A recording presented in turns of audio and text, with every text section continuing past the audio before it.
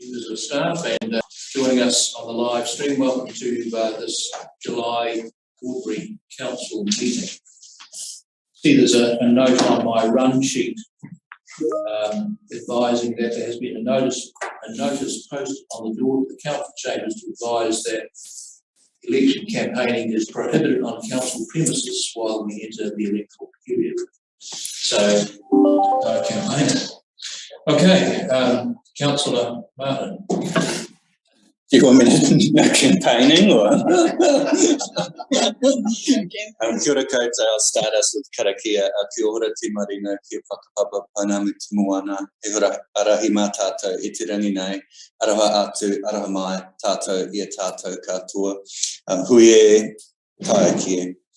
May peace be widespread today, and may the sea be like Painamu. It's probably a bit like not quite that colour today. A pathway for us all. We're here, give love and receive love and show respect to each other. Thank you, Councillor. We have three apologies today for this meeting. Obviously, His Worship Mayor and Councillors Tobin and Hartshaw. I can move that those three apologies be received and accepted. So I second that. Councillor Neil, thank you, Jane. Any other declarations of interest? The form is here. You're aware of the drill. Make certain that your declaration is current, please. Item 4 on the agenda, any urgent items that we need to... Through the chair, I just wanted to ask why the correspondence from Otera people asking for consideration as a community association as it include plus about the delayed toilets. We're going to address that during the action. What's the community association request? With the other pennies today? Regarding the toilets. Yes, we're going to address that with the action list. It's going to review the action this time. Yes, there was an earlier email that came from the community group and up there the board officially recognised as a community association. Oh, and I thought that correspondence would have been continued. I think it came after the agenda was written.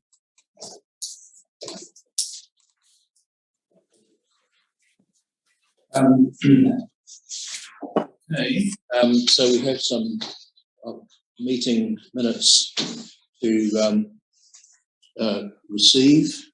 Item 5 on your agenda.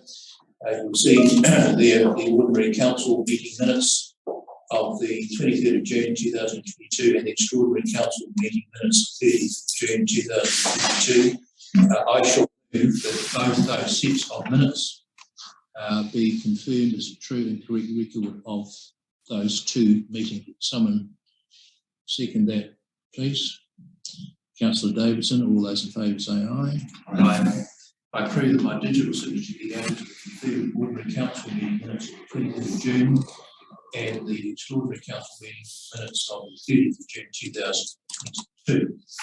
You'll then see in your agenda 3 sets of minutes for the planning committee meeting of the 29th of March, capital projects and tenders on the 11th of May, and the community development meeting on the 30th of June. I propose to deal with those in one motion, so I move that the minutes of the 3 committee meetings that I've just read out be received. Someone second that, please. Councillor New. All those in favour, please say aye. Aye. Okay, that's enough.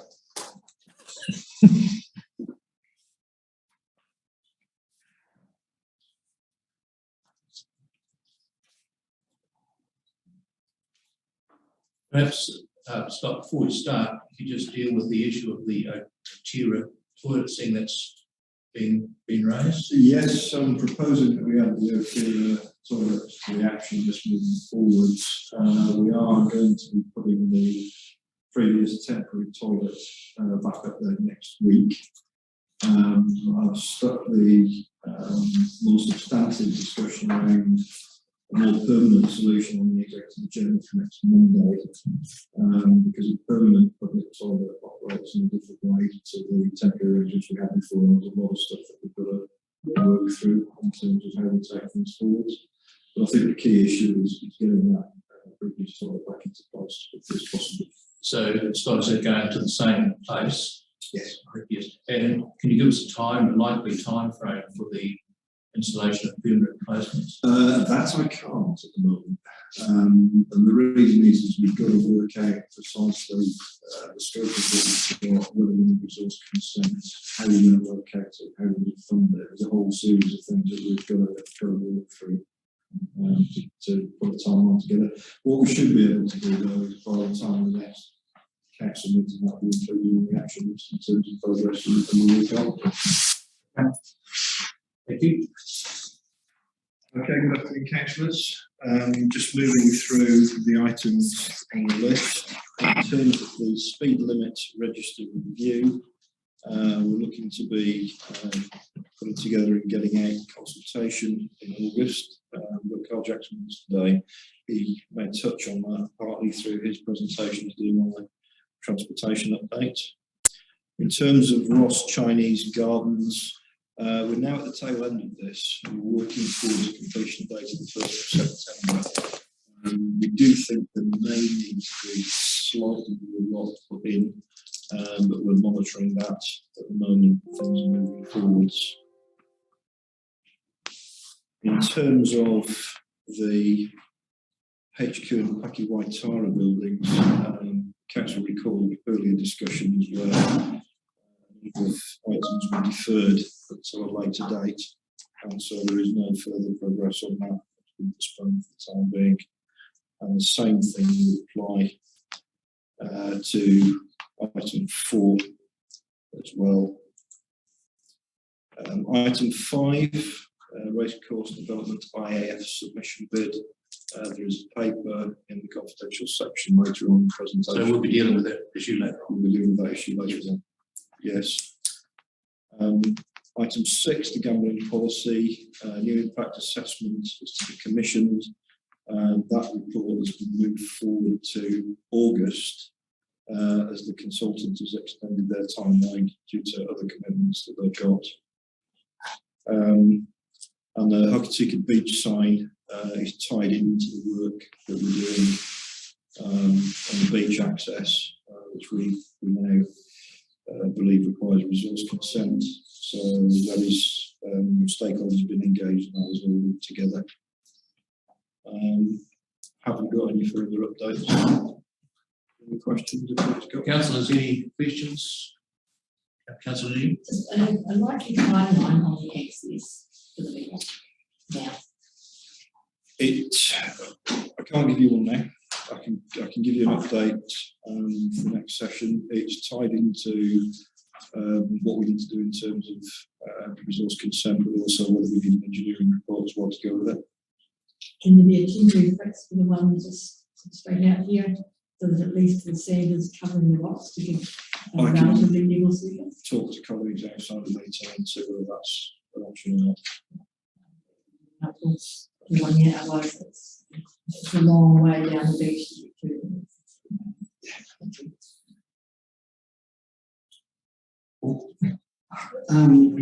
Read it from the regional council meeting about a bill for $90,000 that come from this council to the regional council for the access of the beach. We haven't had any explanation about this. There were a series of historic meetings with regional council for what we were going to do in relation to beach access.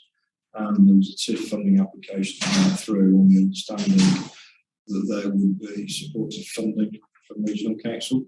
So what's happening at the moment is that both organisations are going through their records to identify what's actually in writing. And Simon Basson, Chief Executive of Westland, has been the liaison directly with the Chief Executive of the Regional Council on where we may go with this. I don't have anything beyond that at the moment. So it sounds like it was perhaps a wink and a nod type arrangement. I think it's been complicated by the fact that people that we were liaising with at Regional Council are no longer there. So there were understandings in place, and there are emails back and forth that relate to putting the beach access in. I think in the absence of the personnel's name being there, I think it's not quite as clear to people as it was. So we're trying to drill into that. I know it's a bit of a non-answer, but it's. I understood from the regional council that they've done a forensic check of those emails and they can't find it. And it's why I'm wondering, is it verbal, like verbal?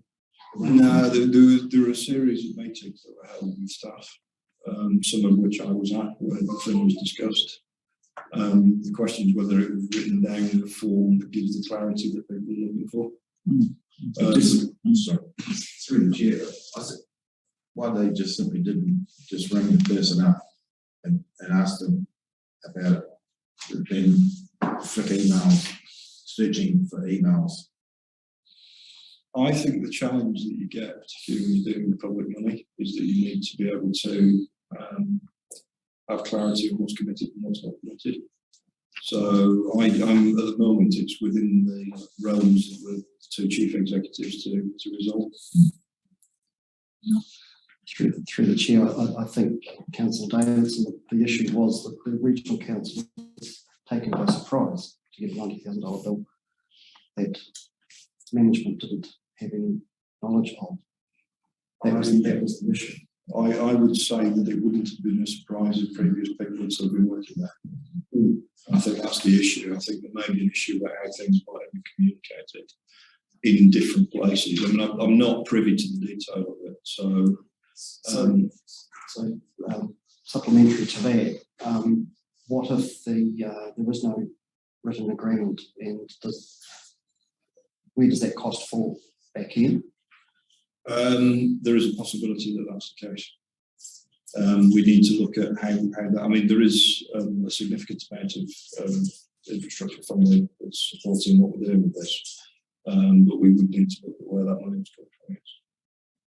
So, could I ask for a staff report for the next council meeting to exactly where this is all at and what the likely implication would be if they can't find evidence that there was a commitment to the regional council? Short answer is yes. Any issues about that? No, that's fine.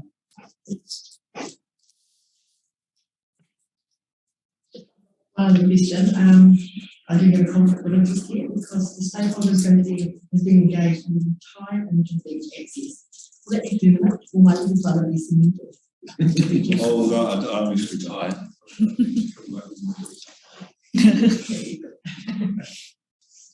Just further to the beach sign, beach access, seawall, I think that report needs to actually give us a full update on where we're at with the consenting approval of the seawall extension as well, because they're all connected. And if it appears that we haven't applied for or sought a resource consent for the access ways, that surely would all be connected to the work that was happening on the seawall anyway.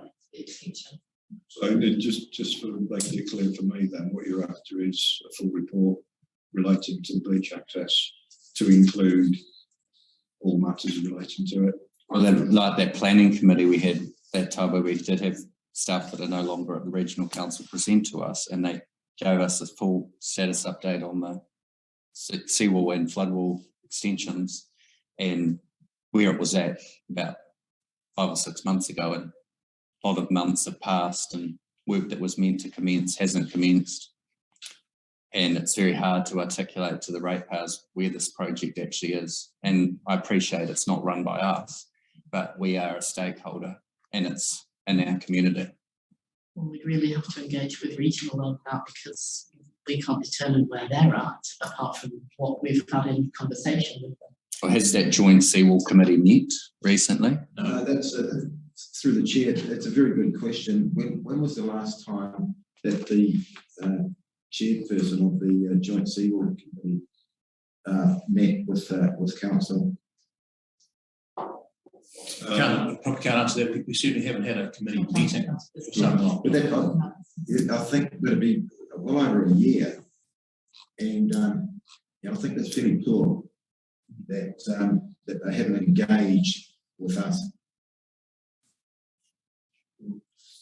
Well, what's the way forward here? I think there's a couple of areas. One is, I think it's reasonable to give the full report on where we're at with beach access, because that is something that's direct. And that report will necessarily require council staff to find out from regional council where things are at theory. Yeah, I mean, we'll have to do some further digging on the and clarity on the financial aspects of it. Yeah. And also, we can come back on where we sit in relation to resource consents, etc. Where it gets a little bit more nebulous is the questions that were raised about where does that sit with the main seawall work that's being done at regional level. And we will need to engage with colleagues across the regional council in terms of how we take that forward. So can that be an action point when that happens? We can take that as an action. Yeah. Through the chair, but yes, I think it'd be wise to keep it to separate. The issue over that I raised over the $90,000 bill, I think, I mean, it's been a little bit embarrassing the way that it was raised publicly and with no explanation. And I think that needs to be cleared up separately to what Councillor Martin's referred to, which is the overall project. Okay. I'll take that under advisement. Can I have a think around that in terms of how to deal with that? Because there is an element where the whole thing does actually link together. So we can give some clarity on that specific item. I think Scott, you're aware of what councils are asking for. Yep. And as long as we get a substantive response to those issues, that Councillor Martin. Can I ask, please, that in the report there's a very clear timeline going forward in terms of filling in some blanks? So, consent applied for this date, consent granted, estimated this date, construction commencing roughly this date, from the regional council. I appreciate we can't get that information internally, but it's been ongoing since the very first lockdown when this shovel-ready funding was made available, and we've built an airport extension in the time that a resource consent's been applied for. That's in relation to the seawall. Okay, well, we'll talk to the regional see how we can take that forward. Okay, any other issues apart from the seawall? I think also so that the regional council don't do what we did, read about it in the paper. I think we need to have some clear comms with them, management comms today, to express that the council's asking for this so they don't pick up the paper tomorrow and it's, you know what I mean? That's what we were faced with. We were reading about our council matters in the paper. Okay, any other questions on other issues? Okay, would someone like to move that the action list provided by the group manager district assets be received? Someone move that, please. Councillor Neil, seconder. Councillor Davidson, all those in favour, please say aye. Aye. Thank you, Scott. Okay, I see folks from the Industrial Heritage Park have joined us. Welcome, ladies and gentlemen. Not very nice to have you here. Who's going to be leading? Jackie, who's going to be, if you'd like to come up to the podium. If you all know Jackie. And Jackie, leave it up to you to take it away. Right, do we have a presentation?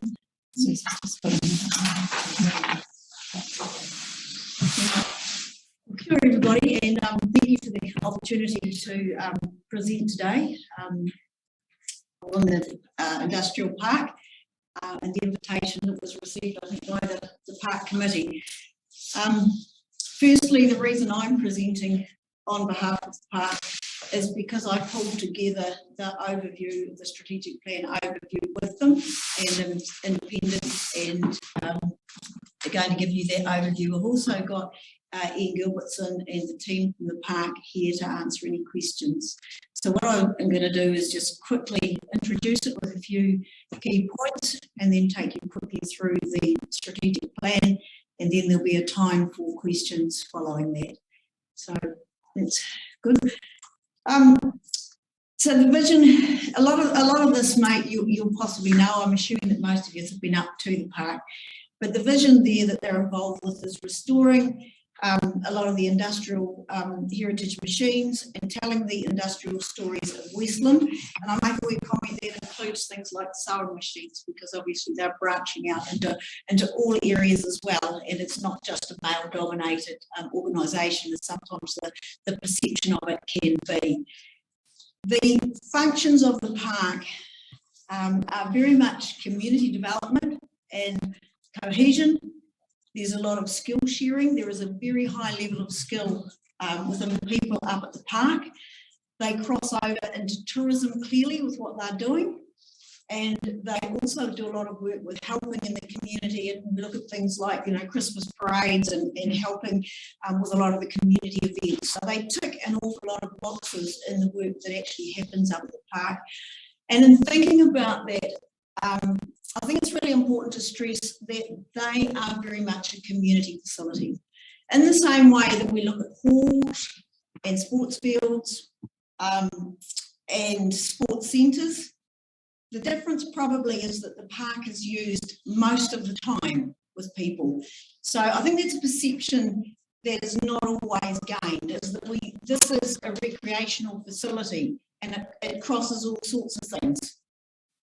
Thinking to and a lot of the people up there are largely in the older bracket, but there's also the potential for a lot of things to be done with younger people as well too. So there's a lot of potential up the hill at that park.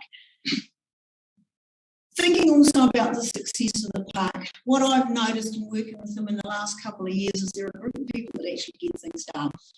And I look at the success that they've had, where they've got the Mudfish Railway going, they've developed the Sound and Light show with a big engine shed, they've recently, there's a car park gone in there, new buildings have gone up, and there's continuous improvement up there. So they're very active in doing things. One of the advantages I see with the park as well that sort of staggers me is how cheaply things are done up there. And I look at their budgets and I know what budgets are within entities elsewhere trying to do similar things. They're really only the costs of the material costs. All the labour and all the skills, they've got a lot of that already up at the park. I compared them recently with some work I did last year in Canterbury with a client, and the same sort of buildings that have been put up at the park here in their projects for like 350,000, you know, they were looking at $2 million and trying to raise and ask councils for that. So I think there's a real advantage there in how the park operates. And looking at today and the meeting today, I think what we're looking for as an outcome from the council's invitation is very much the opportunity to sit down with the council staff, to look at the partnerships and work out a plan going forward. In terms of things like funding, yes, there are opportunities here that could be discussed around partnerships with your Three Waters funding, your annual plan and long-term plan, looking at operational funding for the park, and looking at the long-term maintenance of the park, which I understand Mark Dixon has been looking at a 10-year plan with them. The other thing about the park and funding is that anything that goes in can actually be leveraged. It's about seed funding to help achieve what they're trying to work towards. So those are just sort of my introductory comments as someone who's not directly connected to the park, but just thinking about where it sits strategically and what they're doing up there. I wanted to just go over the plan very briefly. You've all had it, you've probably read it. So just to touch on just an overview of that and then invite any questions on it. So if we just look now, have I got the ability to flick through here? Was that done? No, Jackie, if you just let Susie know which page you want to go to. Okay, next. I'll just work through this, Susie, in the order that it is there. Sure. So firstly, when we looked at the strategic plan, we had a look at the vision, what they were trying to achieve, and we've pulled together an overall budget for the park. And that looks at the immediate couple of years, a couple of $100,000 on immediate projects, and then it works through between up to $1 million and $1.5 million worth of project work there. A lot of this can be funded through other sources with partner funding with things like lotteries as well as the park has historically been doing. I would make a note with that budget that when it was pulled together, the final budget, the heavy machinery shed was left off. So there's another 120K for that and 20,000 for the fit out. So looking at the plan, there are a dozen projects within that, and a lot of people working on a lot of things, and it hadn't been brought together in one picture. So that's what we did with this plan. And as part of it, we also looked at things like the health and safety. So if we just flick to the next, over a couple of pages. Where are we going? So we looked through it, all the health and safety work that had to happen up there, and the park's been working on that. So there's a health and safety plan within it. I might just reload this. Reload it. I can keep talking anyway. Yeah. The next thing we did is we created a map of the whole park. What's there now and what they're looking at proposing to do going forward, so that they've got the total plan in a picture and in a map. And what that led to was looking at the infrastructure that they needed at the park. So we looked at things like parking, firefighting and water, sewerage, power and toilets. So there's a whole infrastructure plan and budget within the strategic plan. And then we went and we looked at the different experiences. And so they got each of the managers in each of the areas to come up with and document what their plans were going forward. So it wasn't ad hoc, and actually look at what the budgets are for this, so that the park knows where it's going or can go potentially if it can get its finance. So I'm just going to touch on these very quickly. So the first one is the entry experience. So it's looking at creating a nice arrival point. At the moment, they've got a very small little building that you sort of arrive at. This entry experience is also looking at being the welcome to the park. There's talk about having sort of an aviation virtual reality flyover in there as part of that arrival into Westland and telling the stories and setting the scene for the park. I'm not allowed to say that the big engine shed is completed because it's not, but the sound and light show, hopefully you've all seen that by now, but they've completed that in the last couple of years, and I think that's quite a stunning experience. And the work on the engines continues. They used to call it the Lotto Shed, but they're now calling it, at the moment, the title is the Heritage and Learning Centre. So they've got a large shed up there that they're looking at putting interpretation into. At the moment, they're working with Yuli, Trustpower and Westpower to actually develop some of those displays. They'll be around timber, gold and power, and I'm sure there'll be other things built into that as well too. So that's a work in progress, identifying exactly what happens in that shed. The boat shed, so we have within that several historic boats, particularly the Merryweather, which goes back to 1905. They're looking at a 3-bay shed. They're looking at restoration of the boats. They're looking at telling a number of stories, particularly the important story of the Hokitika River Port, and focusing around gold and timber, whitebaiting and tourism within the boat shed. Mudfish Railway, hopefully you've all been up and had a ride on that. That project, the railway is completed, but they're looking at some additional storage sheds and 1 or 2 other enhancements with the railway. The Museum of Fire that they've got up there, that they're looking there at preserving the engines. They've got 9 up there at the moment, dating back to 1872, which is the horse-drawn Surprise. They're looking at interpretation, storage, and also a sound and light show to go in there with the Museum of Fire. The livery, the earliest forms of transport, obviously horse-drawn, the main feature up there, or one of the main features, the last commercial coach that came across Arthur's Pass.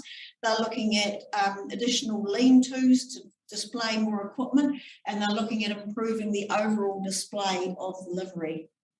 The engineers workshop, that's really sort of the, I guess, the engine room behind the park, where a lot of the engineering and carpentry work is done. They're looking at developing that into a 3-bay shed, so expanding it and having the garaging, the engineering and the carpentry in each of those designated areas.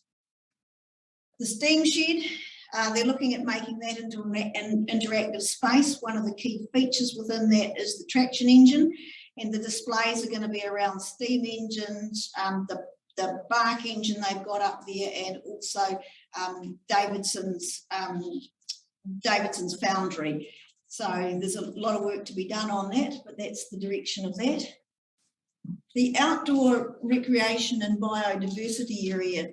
So this is the large wetland area they've got up there. There are a number of high conservation values there with endangered species. There is fish, freshwater fish and birds up there. They've had a partnership with DOC already restoring that area, and going forward they're looking at picnic areas and short walks up there and creating that more into the park as we know it.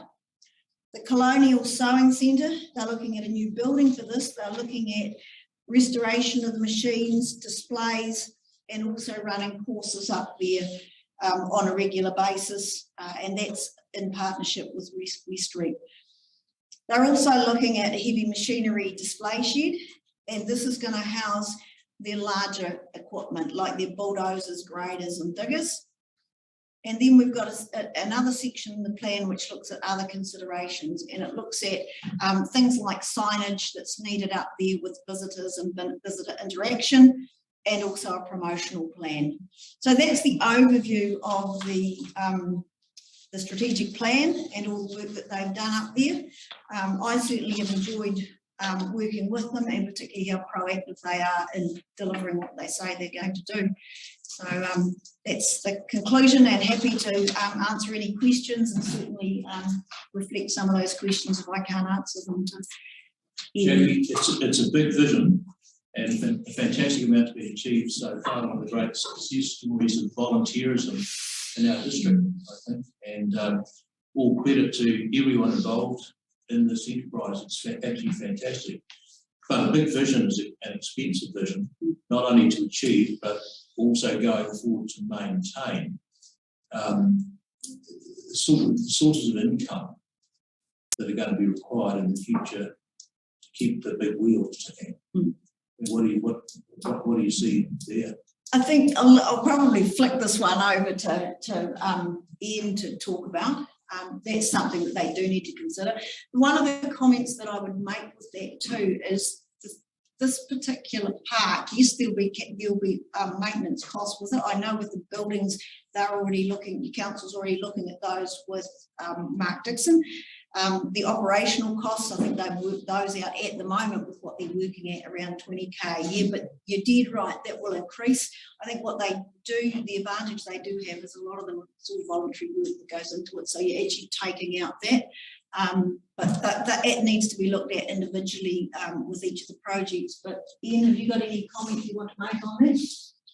Yeah, hi. Just, come forward, Ian. Come forward.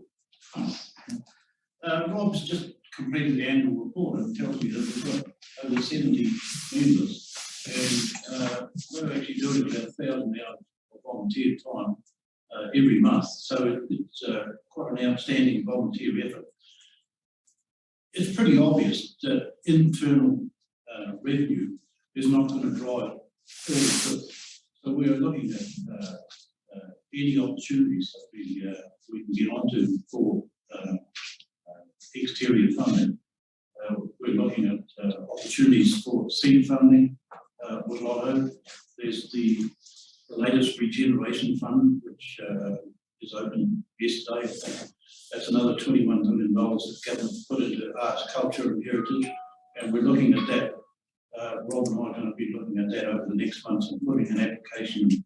So that's where we're at, basically, is that we're obviously not going to do everything all at once. And I think if we can actually pick out our priorities and continue to advance, then yeah, we'll be making progress over the term of our 5-year plan. And that's realistically what's going to happen. How successful we are with funding, yeah, we just have to wait and see. Councillors, anyone have questions of Ian or other? Oh. Thanks. Yeah, so it is a grand vision, and all power to the volunteers behind it. My issue is duplication with the museum, and is this being taken into account in a big picture of the reshaping of the Hokitika Museum and the Industrial Heritage Park? Because of some of these things, I mean, they used to be at the museum, such as the coaches and the like. Now they're up there. So what's that going to leave with the experience of the museum? And the port in particular, the port history, in my view, should remain at the museum. But maybe I wouldn't like to see it split. And I just wonder what you've thought about with duplication. My quick answer to that is that the industrial park is part of, it's like the outdoor museum with the museum. So it's like you've got an indoor and an outdoor museum, and that I understand you're working hand in hand with the museums, is that correct? So you can consider them as one entity, and certainly the last meeting that I was up at the park at, Karina was up there with them, and I know she's got this plan, I'm fairly sure. So the idea is, for what I've understood historically, this has been like one entity, but you've got an outdoor and you've got an indoor museum. I'll hand it over to them to correct that. Sites, of course. They are. Not just thinking from the visitor point, visitor perspective. Yeah, I know that some things have gone from there up to the park because they've had storage space up there, but I'll hand over to Rob to answer that. Yeah, we were to have a meeting with Karina tomorrow, which is well at the moment. Heritage Hokitika, the Heritage Park and the museum work very closely together. Regularly meet, we've got duplicate membership with the Heritage Park and Heritage Hokitika. So yeah, we must make sure we're not duplicating efforts all that we should. I think it's a complementary relationship between the different groups. We also have a good relationship with RSA and helping out on occasion there. So another aspect of our heritage. Can I go back a step to talk about our income? Yes. I just made a list of where our income side of our ledger comes from.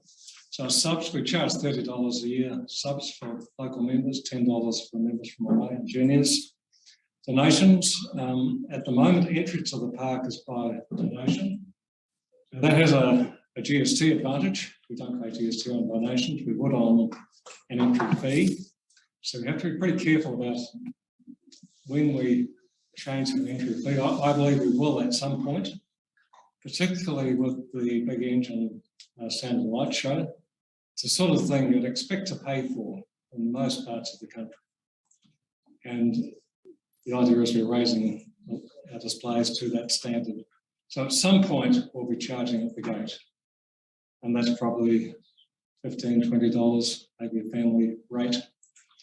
We do charge for the rides on the railway, $2 a head, concession, 10 rides. The idea of or part of the idea for the railway was that did provide a continuous source of income for the park. At present, that money goes back into the railway because we spent a large amount of money setting it up. But in the long term, that will help our income stream. Grants, we're always applying for money, as some of you know, from wherever we can get money. We have fundraising efforts. We sell firewood.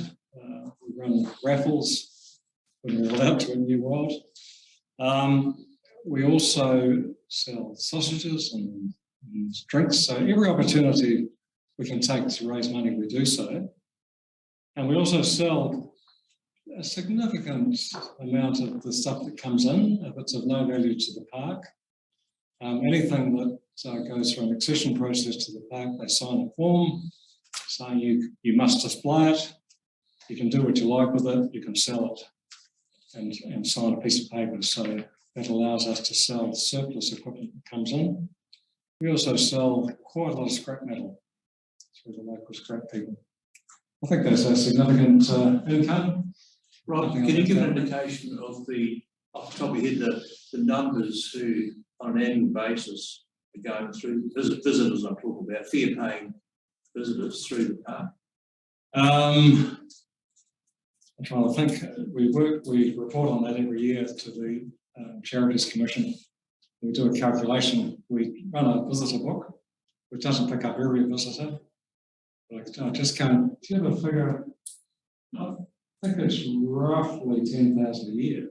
It's 20,000 numbers. 20,000. 10. It's quite, unless we sign everybody in, we have school groups and things like that, which often just book in as a group.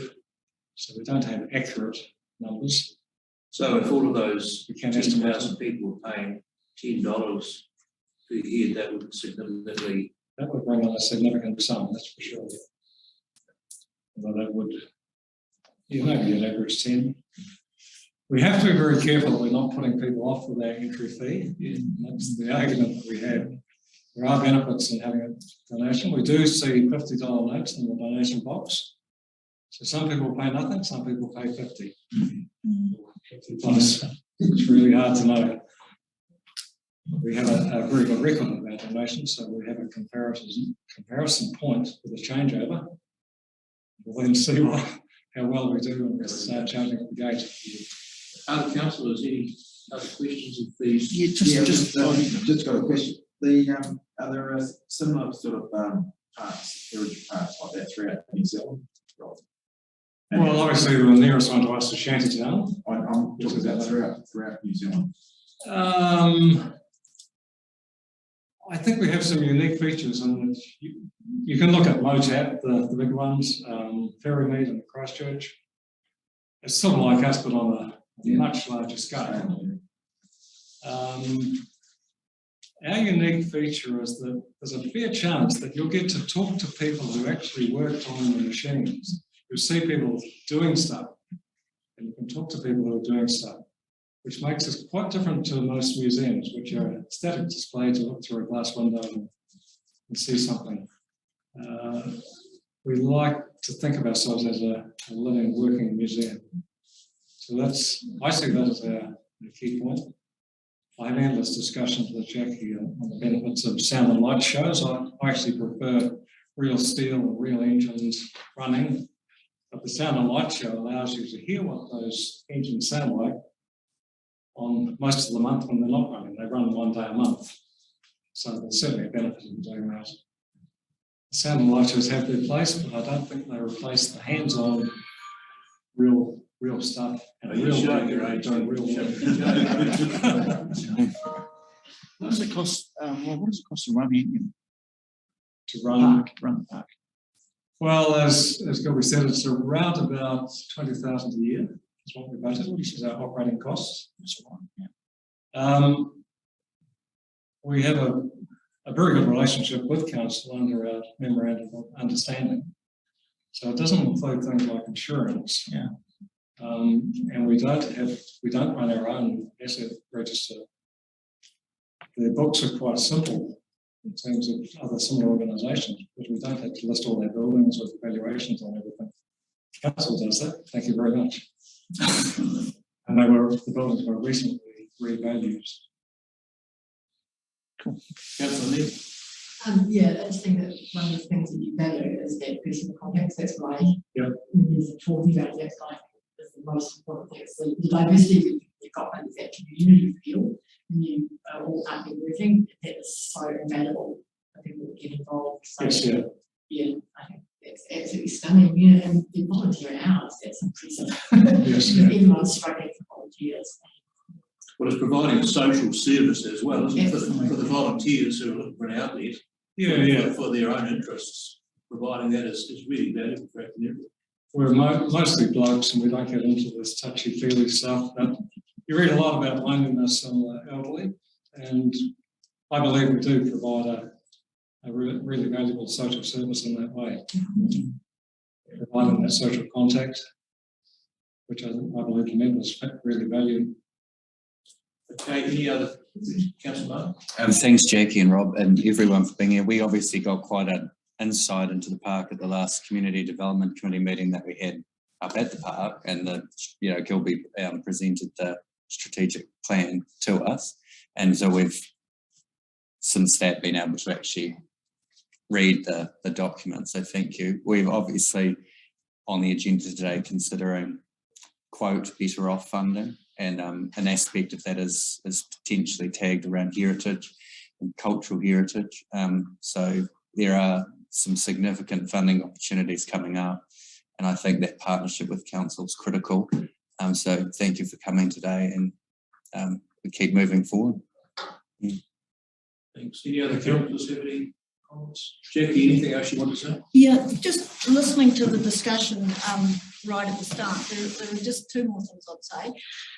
In pulling the strategic plan together, we didn't go and create this big vision for the park. We got the people to put what they were already doing down.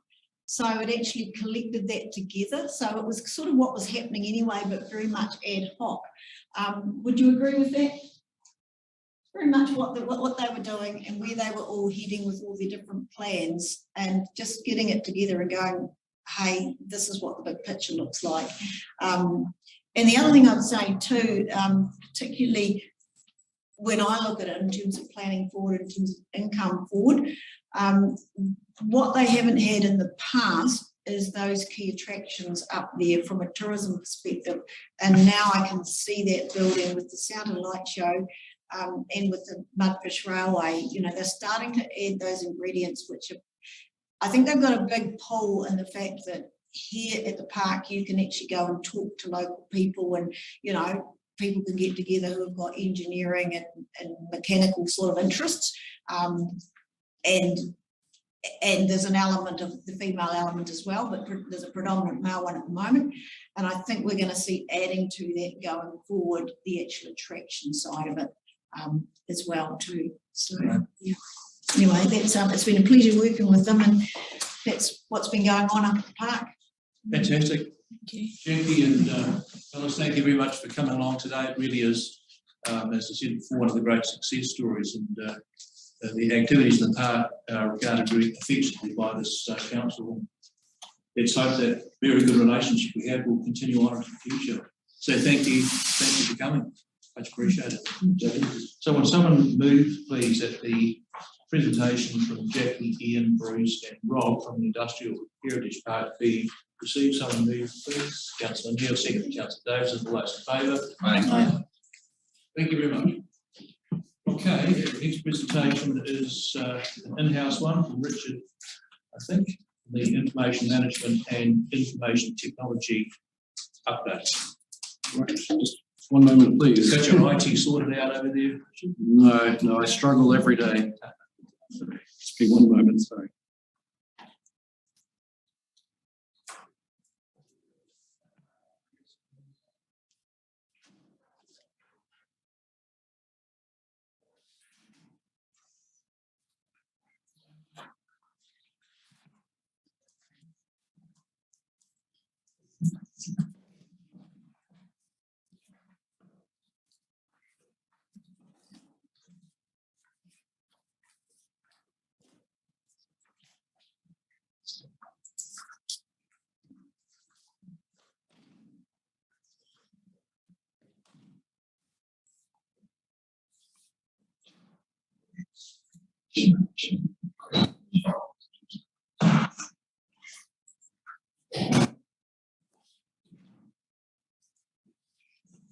Yes. Right. Oops. Okay, thank you for your patience. Working. For the moment. Right. Okay, Richard, the floor is yours. Thank you very much. Deputy Mayor, councillors, good afternoon. Thank you for the opportunity to give you a brief update on the progress on a selection of projects that we are running in the information management team here at Western District Council. We are working on a large number of projects. However, today I only want to speak on 3, and they are online dog registrations, the digitization of property files, and self-service kiosks. So, first one, online dog registration. Registering your dog is actually a legislated requirement and must be completed each year. Historically, this has proven to be a considerably inefficient process for us with much duplication and information and multiple copies of documents being filed. For our ratepayers who own dogs, it has also been a pain point, as the paperwork that we send them was often out of date. They were asked to fill in information we already had on both sides of the piece of paper, sign the form in 2 different places, and then potentially return it to our offices here at 36 World Street. Fortunately, there is another way. We have designed and built and launched a fully online dog registration process. Our customers receive an email or letter with a link to our online registration system. Customers then enter their surname and owner ID, which only they should know, which is then validated within our systems to ensure the dog owner is who they say they are.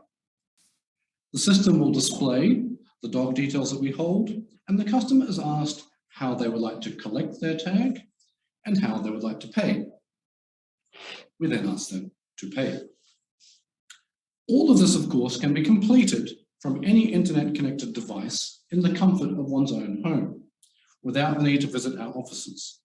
This has a major impact on our customers who live some distance from Hokitika.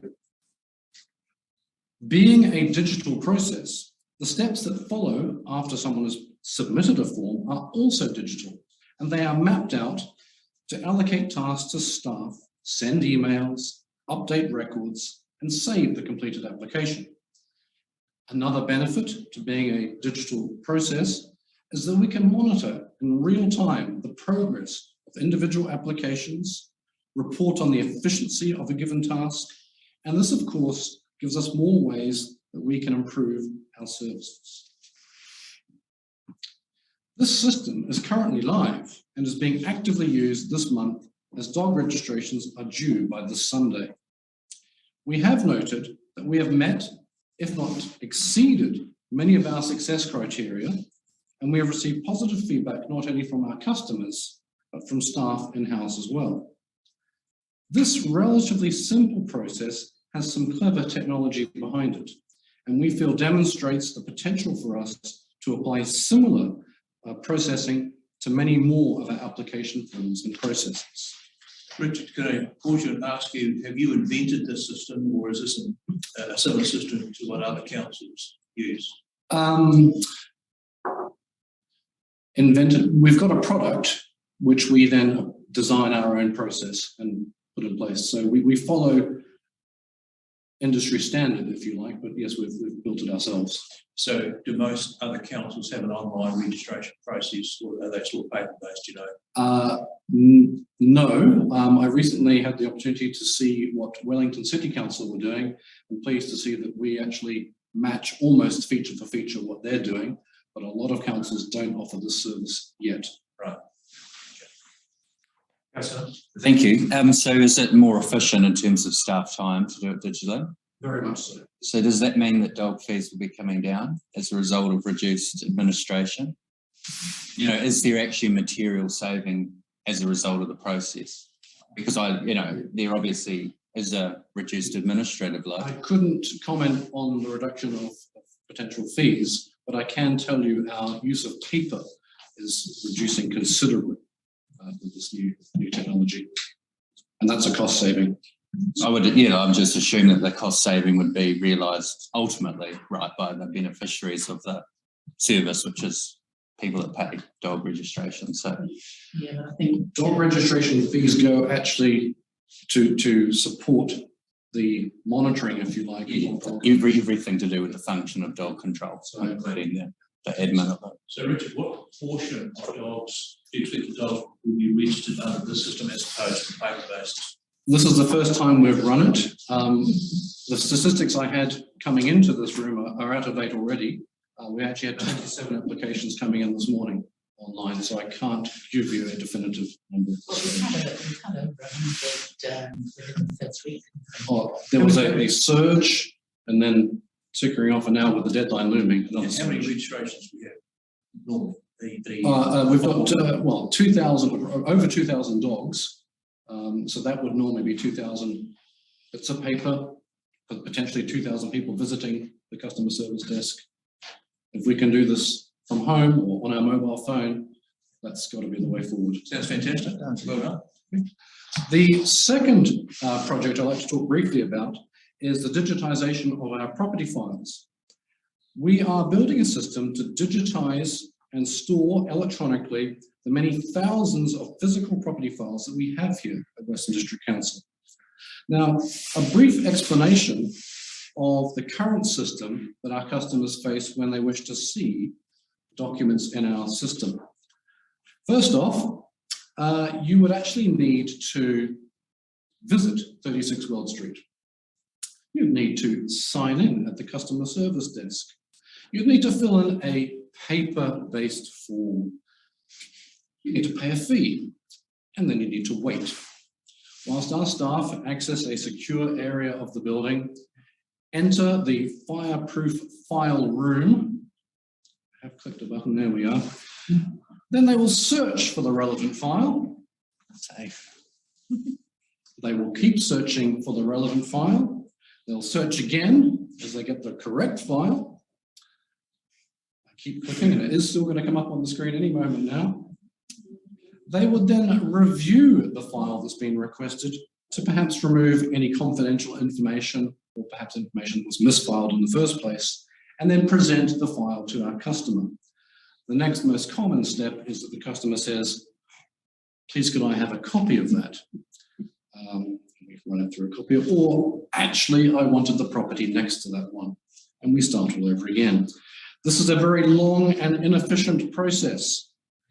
Our vision is to make this information readily and easily available to our customers via an online service. Much like the dog registrations, in the comfort of one's own home or office, we envisage customers making a request online, making a payment online, and then receiving the files digitally online, either via email or on screen. To achieve all this, however, requires that the physical paper files are actually scanned and stored electronically. We now have a good quality scanner and our training staff in its use. We need a system that allows us to monitor the quality of the scanning and to enter relevant metadata about each document being scanned. After all, we won't be able to find the file again. Finally, we need a system that will take these scanned files, apply optical character recognition, and then file them in the right place. Now, we are currently in the design and testing phase of this project of digitization, and we are looking closely at a number of factors that will need to be addressed. It should be noted that this is a big project, and this will take time before we're able to offer the service I've described to our customers. We actually have over 6,000 files like this to process, and many of these contain many hundreds of documents. A final note on this digitization project, oops, gone too far, is that it is addressing one of the major risks that is facing us, and that is the loss of our information due to a natural disaster, for example. So does that mean that you'd eventually be able to do away with the paper file? Yes, is the short answer. Yes. And there's no risk in that if we lost what was in the cloud, for example, which is successful. I would suggest that the risk is reduced by having it electronically because it's so really easy to duplicate and back up in different locations. The final project I wish to update you on. Yep. So with that, when you have the ability to put on different filters, search filters, and find out how many houses over 50 years old we've got, how many small town size sections, etc. As a customer or as ourselves? As council. Potentially, I would say you would find the answer to those questions not actually within the property file itself, but within our databases of records of building consents and resource consents and what have you. So even the really old resource consents and so on would be in that information? As we scan in older documents, for older properties, we will be looking at a document and thinking, what was the date of that document? Did it have a resource consent number? and entering that as metadata. So potentially you could run a report if we've got that data. And different departments and different council building will be able to access that. So planning will be able to access the building information. Yes. What's the timescale? I was afraid you would ask that question. Unfortunately, we've seen figures from other councils where they've taken years to do this. I think the most shortest time frame I read about was a smaller council down south. 8 months is what they aimed for. There are obviously other projects going on at the same time. What we are envisaging with this is actually completing the scanning in a methodical method, however, also on demand, so that way, when a customer comes in to ask for a file, we will scan that file. And in that way, we will be scanning the most in-demand files first, if you like. So are there dedicated staff on this project? Dedicated multi-function staff. They have got other priorities as well. So you haven't got staff just working on this? Not on this just as a one-off, no. So that's going to lengthen out the... Yeah. Sorry, is that... Oh, yeah. Sorry, I had a question. Digitization is great, and it's going to be a real bonus, obvious. The benefits of it. Of course, it doesn't suit everyone. Correct. And that will take time, attrition to overcome. Attrition. Gosh. Who's giving up? But so you have to have the two systems in parallel, won't you? So it's not a matter of scanning and then disposing of. And my next point on that is, I've raised this before with but the digitisation of files. I'm all for digitisation, but I'm also old-fashioned, and recognise the value of the original records that have to be archived, and so they're going to be archived locally. Yes. I'll just clarify that the word disposal means a different thing from a records management perspective, but potentially we have the ability to actually dispose of, in traditional terms, get rid of some files that we don't need the original anymore. However, like you mentioned, older documents with historic value, we want to keep, we need to keep. And so yes, we can store those in a secure location. I would suggest that this building and its secure fireproof file room is not actually a secure location. And so off-site in a dedicated facility is the best place for those documents. Any other questions? It's a very pessimistic view I take on that. Can I just say something as well regarding your comments about making the two systems? For the hard copy, it would have to come into the office anyway. So there is no reason why our customer service staff can't bring that up for them. If they can't use a computer, we can bring that up onto the screen for them. And that's part of potentially the next thing that Richard's going to talk about, because there is the option then also to photocopy pages or the document as well that we can do for them. So I don't see why we would need to keep hard copies here. We use Iron Mountain in Christchurch to store documents. Industry standard, and it's a reasonable price. So we don't see why the digitisation can't work for those people who don't have a computer, can't use a computer. We can help them with it inside of the building as well. Okay, any other questions? Thanks, Susan. That kind of just leads nicely on to the final thing I wanted to talk to you about today, which was kiosks. Self-service kiosks. As mentioned in our strategy document presented in December last year, we are looking at ways to further engage with our ratepayers and finding new ways for them to access our information and services. A self-service kiosk would allow an individual to complete any number of tasks, such as applying for permits or looking up information, directly at a kiosk. Not all of our customers have access to computers. A kiosk might look a bit like the one on the image on the right.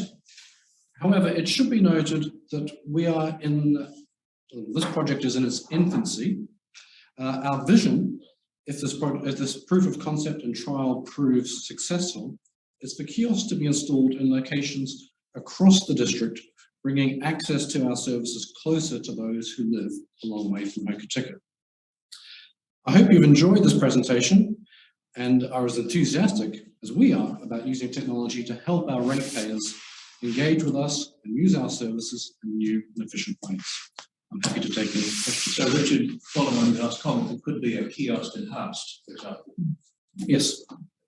And are you envisaging kiosks in all towns of the district, or do you have any? I have a long-term vision, but I'm not,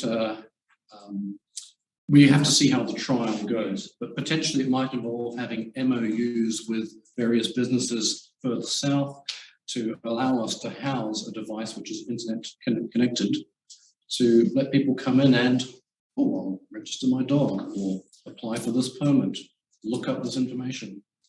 Fantastic. Any other? Yeah, the idea of remote kiosks is it's a great idea, and I think something definitely worth pursuing, as long as the kiosks are more user friendly than the McDonald's self-help kiosks. I hope so. Okay, Richard, that was surprisingly enthralling. Thank you very much. No, that's it's great to know that we're at the forefront of modern technology here in Little Old Westland. That's great. Thank you very much. Okay, was there the opportunity to sell your plans for the dog registration to other councils? Sell. We share information. We do share a lot. I've learned a lot from Uranui, who use similar software to us. I've recently shared some information with a neighbouring council. We're not in competition. Nice thought, though, Joe. Just like the direction. If they wanted us to do it, it's up for them. Then we could charge them. But we can't be, we're all into sharing knowledge. Which is probably to our advantage. Because they share with us, we share with them. Peter. Yeah.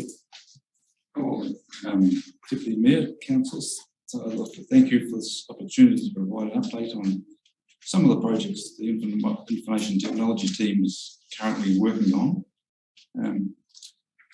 Today we'll be discussing, I'll get this thing to work first, business continuity plan. We'll go into that further when we go into it. The other thing we're doing, our current and future state, where we're at with migrating functions to the cloud, hosting on the cloud, and a need for an alternate internet connection in the event of fibre failure.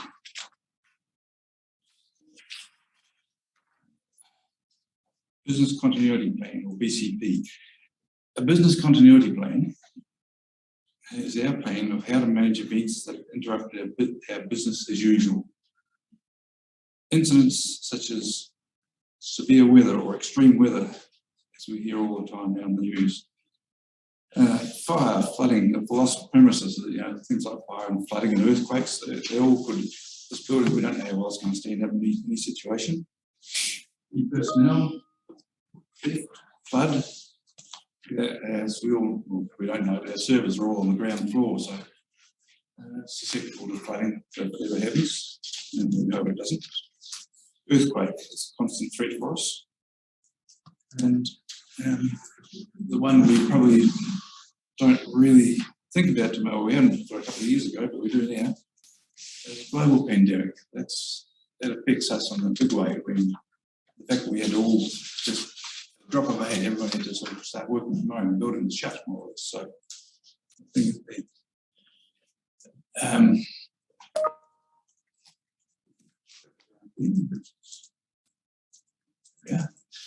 things we need to consider. Our business continuity plan may need to take into account contingency arrangements such as temporary relocation of council functions and operations due to building failure, staff taking on different roles, working from home as happened in the recent pandemic, sourcing new suppliers and contractors, ensuring our key data is continuously backed up. question we all ask is, why do we bother with a business continuity plan? We all ask these questions, like, might happen to us, or we will cope, we always do. We've got enough to do already without taking on something like a business continuity plan. That's major. These are frequent responses by businesses when questioned about the lack of preparedness. Some of these you may be thinking yourself, disasters have no boundaries, and whether you are a small or a large business, you may be affected. The main purpose of a business continuity is to ensure that the organisation has a response to major disruptions that threaten its survival. How quickly we manage to get back into business as usual is in the event of a fire, flood, or natural disaster, or any other major disaster or disruption, depends on how effectively we can devise and put into action our own business continuity plan. Business continuity plan. Right. The IT team has been tasked with coordinating the preparation of a business continuity plan for the council. The business continuity plan is a plan that council will utilise to return to business as usual as quickly as possible after an event that has disrupted our ability to conduct business as usual. Each department within the council will develop their own business continuity plan to get their functions back to business as usual as quickly as possible. The IT department's component of the BCP, or business continuity plan, is the IT disaster recovery plan. All council functions require a resilient and robust IT to carry out business as usual.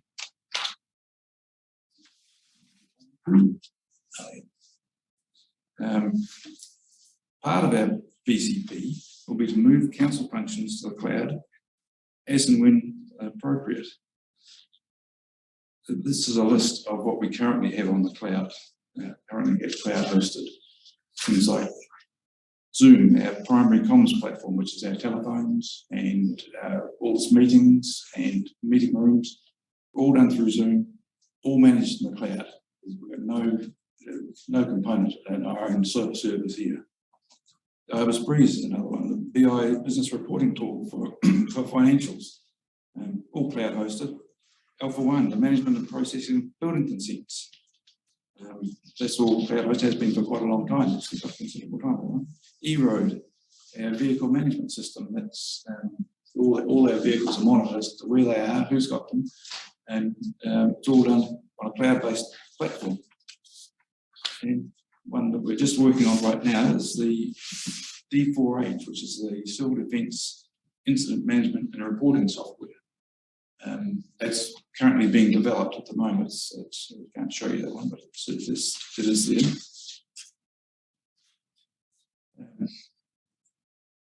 The next one, next to move to the cloud, is going to be our finance system, the Magic software. Currently, it's hosted in-house on our servers. In the event of a disaster, our in-house servers are a severe risk factor and could affect our ability to quickly get back to business as usual. With a cloud-based finance system, the only disruption should be where we operate from and the ability to connect to the internet. Up until recently, we only had one fibre connection out of Western. This was an obvious risk for us, as our failover was a 4G connection through the mobile network. The mobile network also relies on the fibre connection. For this reason, we have been looking to move our financial services to the cloud. There's now a fibre connection through Hast, giving us the redundancy required for this move to be taken. Once Magic is cloud hosted, we'll no longer need to manage the software for updates, etc., or ensure the quality of our backups. These will all be managed by a cloud host. As an added bonus, we will now be able to implement e-invoicing, which government brought in recently. It wasn't available to us on our in-house servers. It's only available on the cloud version of the software. As long as a user has internet, they'll have access to our system. So in the event of a major disaster, we no longer have access to our building. As long as the staff have their laptops or a laptop and a mobile phone, they'll have the ability to securely access our finance system. And the next project, the satellite redundancy we're talking about, the next project will be to improve our redundancy. Currently, there are the two fibre links that I talked about. to the outside world. When the big earthquake happens, I don't say if, I say when the big earthquake happens, you can be fairly sure that both these links will be severed, and it could take months to recover from something like that. Our proposal is to have a portable satellite link on standby for this sort of occasion.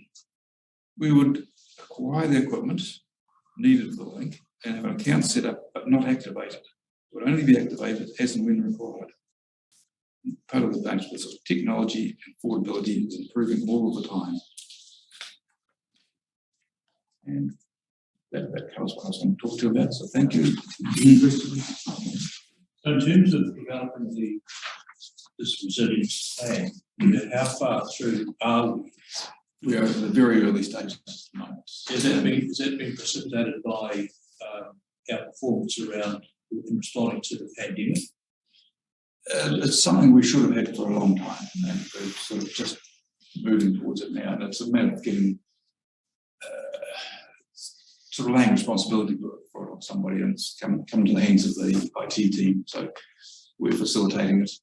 We will drive, each department that has to come up with their own BCP. We won't sort of say to them, you do it now. We'll go and work them through their BCPs as well. So I think, I think what Chair was asking really is, are we doing this because of any specific reason? No. Any, the poor performance in business continuity? No. We do actually have one in place, but it's a very, very old one, so it's not up to date. It doesn't suit the business as it is now. And as Peter was saying, business continuity is all of council, so everybody has to have an input in that, but somebody's got to lead it. So what's happening is the IT team are actually leading that project. So had we had such a plan in place prior to the pandemic, that would have put in place, pandemic arrives, we look at the manual or whatever it is, so is that the idea? That's the idea. So you come up with as many options as to what might happen. So it's big thinking about what might happen, what you need to do to keep business running. And that's what the plan does. You can open the book and say, right, if that happens, this is what you need to do. As far as we're talking about the pandemic, we did put a plan in action from that, but it was a plan on its own rather than as part of the BCP. Thank you. So just in business continuity, do the staff will take their laptops home every night as standard practice? They're supposed to, yes. Yes, it has been pushed out to staff and must take their laptops home every night. It's not actually crucial, but we do encourage staff to take them home. And we allow them to, they can use their own equipment at home to log into the council network. So in the worst case scenario, if you've got a computer at home, you can log it. But if you need access to some of our systems, you can only do it through our business laptop. Yeah. So what sort of, again, ask the same question, Richard, what's the time from here, Peter? What how long's a piece of string? we hope, well, I would hope we'd have something in place within 6 months, or even sooner, but it's that we've not got a lot of staff in the IT, so we've just got to work within what we've got. So this is an IT staff program, you're the guys who are going to be putting the plan in place? Yes. Right, until the end of the project, but they have to workshop it all. Gotcha. Yeah. So when you have a basic plan and then over time to refine it and improve it and add to that, it's a live document. I mean, circumstances change, technology is changing all the time, so the plan is to sort of recognise that. Final question, you talked about the satellite link, so that if the fibre link cables were lost or had, we could have that. What sort of cost are we looking at to do that? Not sure. I think we're about $4,000, Richard. Actually, remarkably cost effective compared with the existing satellite we've got on the roof. This is Elon Musk's new venture, Starlink. It's very affordable. He does business as well as private. The trouble is that if there's an earthquake and the building goes down, the satellite link goes with it. That's why we want a portable one. We're not going to have one sitting up on the roof. Right. We realise that. And I think they're also self-centering, these new ones too. They can actually, you don't have to have a technician there sort of doing it. Right. So I'll just add in, sorry, the idea with these is I think we're going to, the plan is to purchase one, but not activate it, only activate on demand. So you're not actually paying a running cost when you're not using it. Any other questions, councillors? Okay, hey, thank you very much, guys. Thank you. Much appreciated. It's very interesting and timely, I think. So would someone move that presentation from Richard and Peter be received, please? Councillor Davidson. You just do it. Councillor David. Thank you. Okay, Carl. Right, your time on the hot seat. Good afternoon, and thank you for, again, the opportunity to give you an update on Our favourite so what we've achieved and where we're headed in the roading sector. So, first slides first. A few of the topics we want to cover off is what we got through in terms of achievements last year. Forward works programming, the footpath works that's been quite a success. What's been done, what's still planned.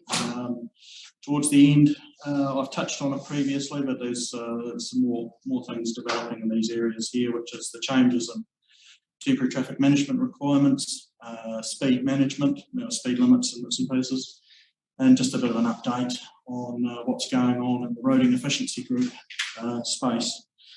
So, without further ado, so we've been quite busy.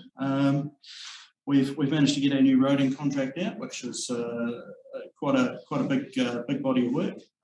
We've just gone through the first 6 months of that, and we're progressing reasonably well. The contract is making good improvements in the service that they're delivering. One thing that was quite exciting for us during the year was that we were nominated as a finalist for the IPAWEA award, which is the Institute of Professional Works Engineers for Australasia. So it was an award for excellence in assets management. And what was quite exciting that we were one of 3 that made it through to the shortlist. And at the end, we were picked at the post by Wakakatahi for their business case for the funding for the 24,000 kilometres of state highway network. So for us to have got that far and then just got picked at the post by the agency was actually quite exciting for us. We were quite happy with that result. Well done. So footpath maintenance, we managed to get through 1,600 metres of maintenance, which is renewals and maintenance. So there's a lot of that's cleaning what was bad and renewing some of the stuff that was worse. We only managed to get 20 kilometres of unsealed road network. 20 kilometres of unsealed road network remetal. But in context, in the previous 2 years, we had 65 kilometres done in 2021 and 101 done in 2020. And largely that was a result of storm damage taking the surface off the road. So we've actually had a bit of a backlog. Do you have a goal each year for Well, we try and get through about a third of the unsealed network on any given year. But because and that would be about 100 kilometres, but we've actually been quite lucky and it hasn't been too bad. But previously we did lose a wee bit. So does each one get assessed before it's been measured? Oh yes. No, we only do it on an as-needed basis. So it's not just a cyclic thing, just because it's due. We do it. We actually look at it and determine whether it's actually got enough traffic on it to warrant doing anything with. And sometimes we push these out for a bit further.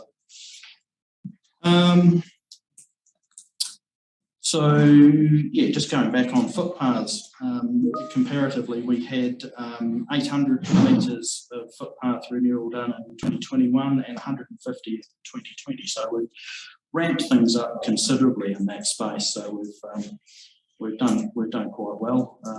Yeah, my colleague Winnie has been quite successful in that. Was it partly due to the extra money we got from you? Yes, yes, that has certainly helped the extra funding.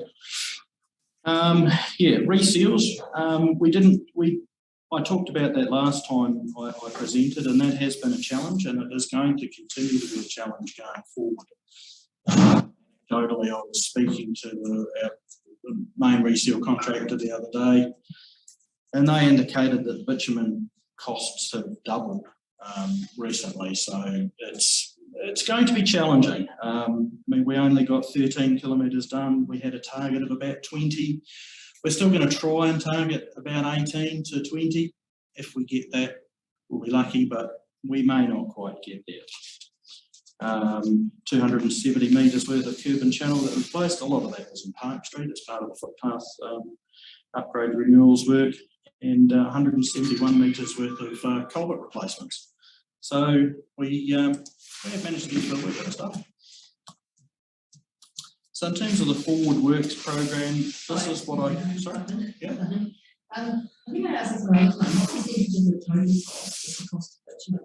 I think we're going to get back to that. I haven't actually done that analysis yet. I have to have a look at that. Yeah.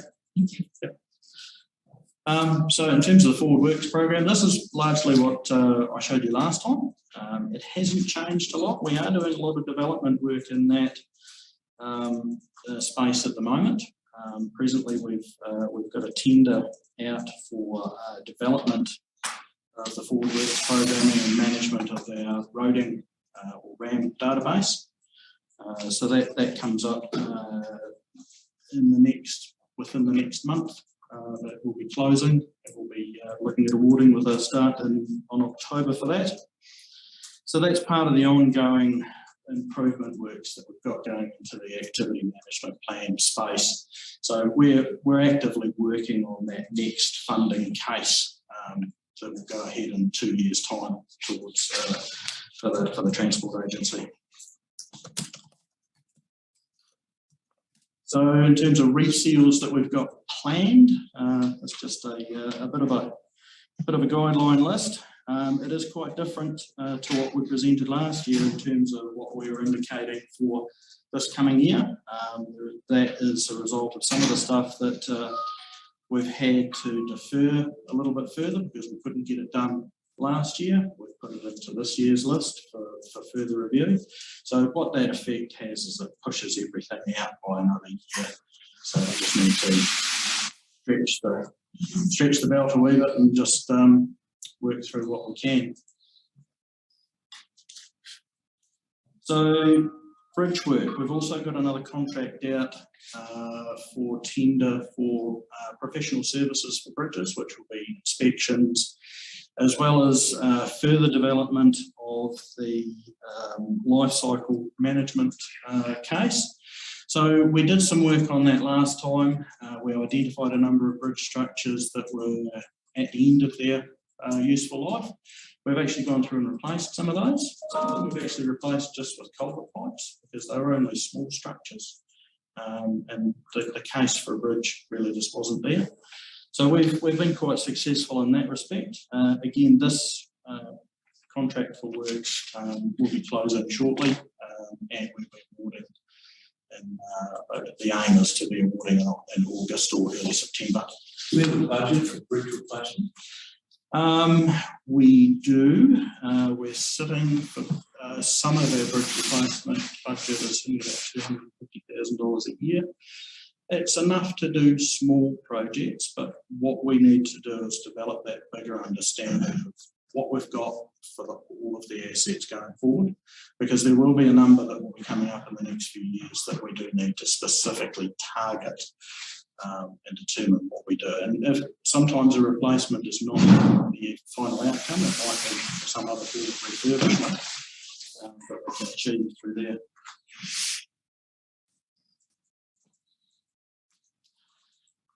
So it's a list of what we had planned and what we've managed to achieve in terms of the footpath works last year. The lines in red are the ones that we didn't actually get to. The one in green is one that's underway at the moment. So still a work in progress. Everything else we managed to get through and successfully complete. So well done on that.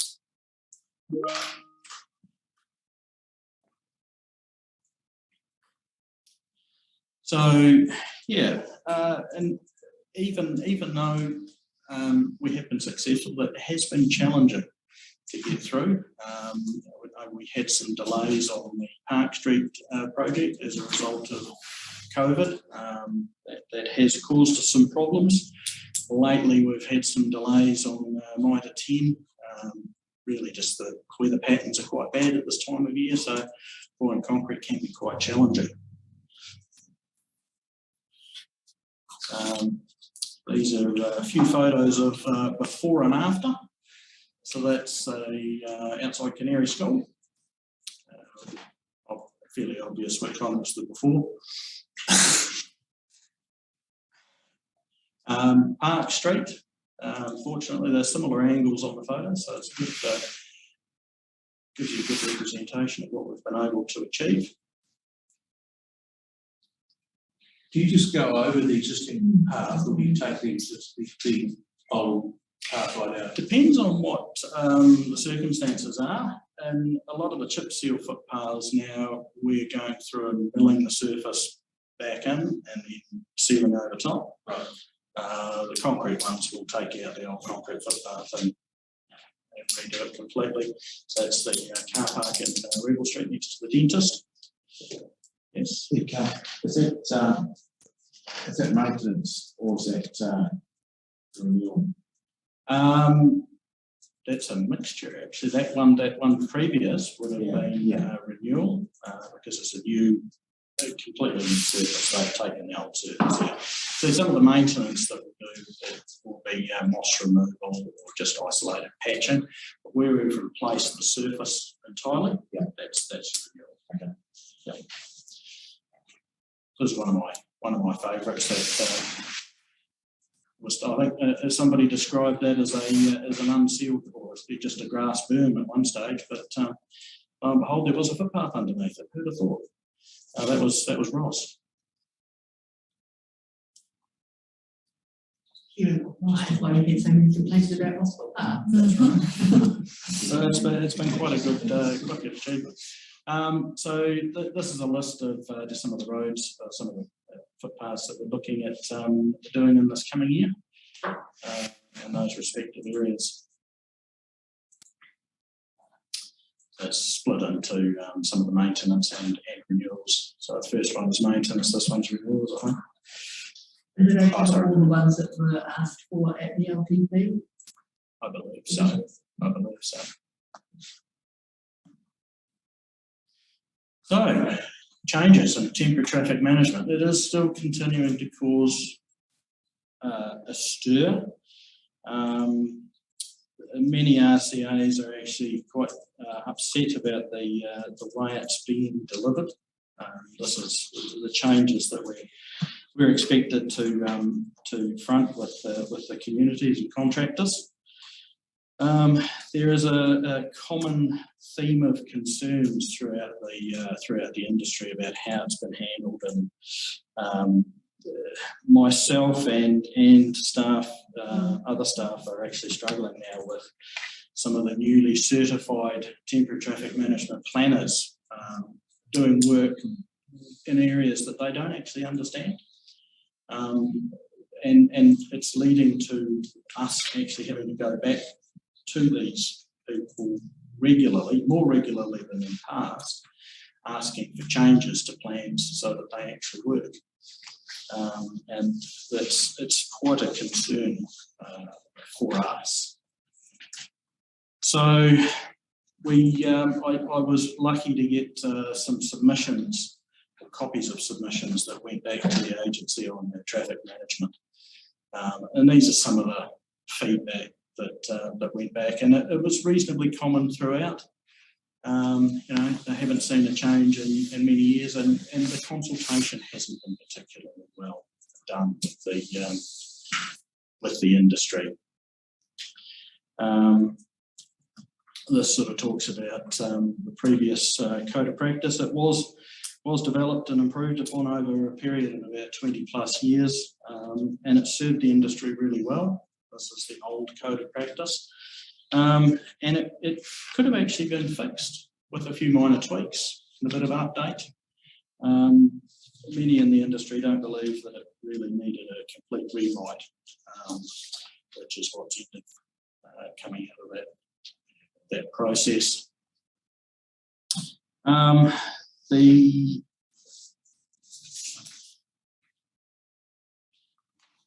It's consistency, and as I touched on, we're actually going back to too many applicants now, and getting changes made, which takes us time. We should be able to look at a plan that's been well prepared and accept and approve it, and work carries on. But there's a lot of things that are being left out because things are too open to interpretation now. The guidelines are a little bit broad and unclear for the industry.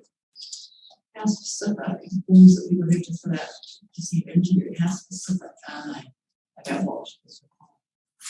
They're very detailed.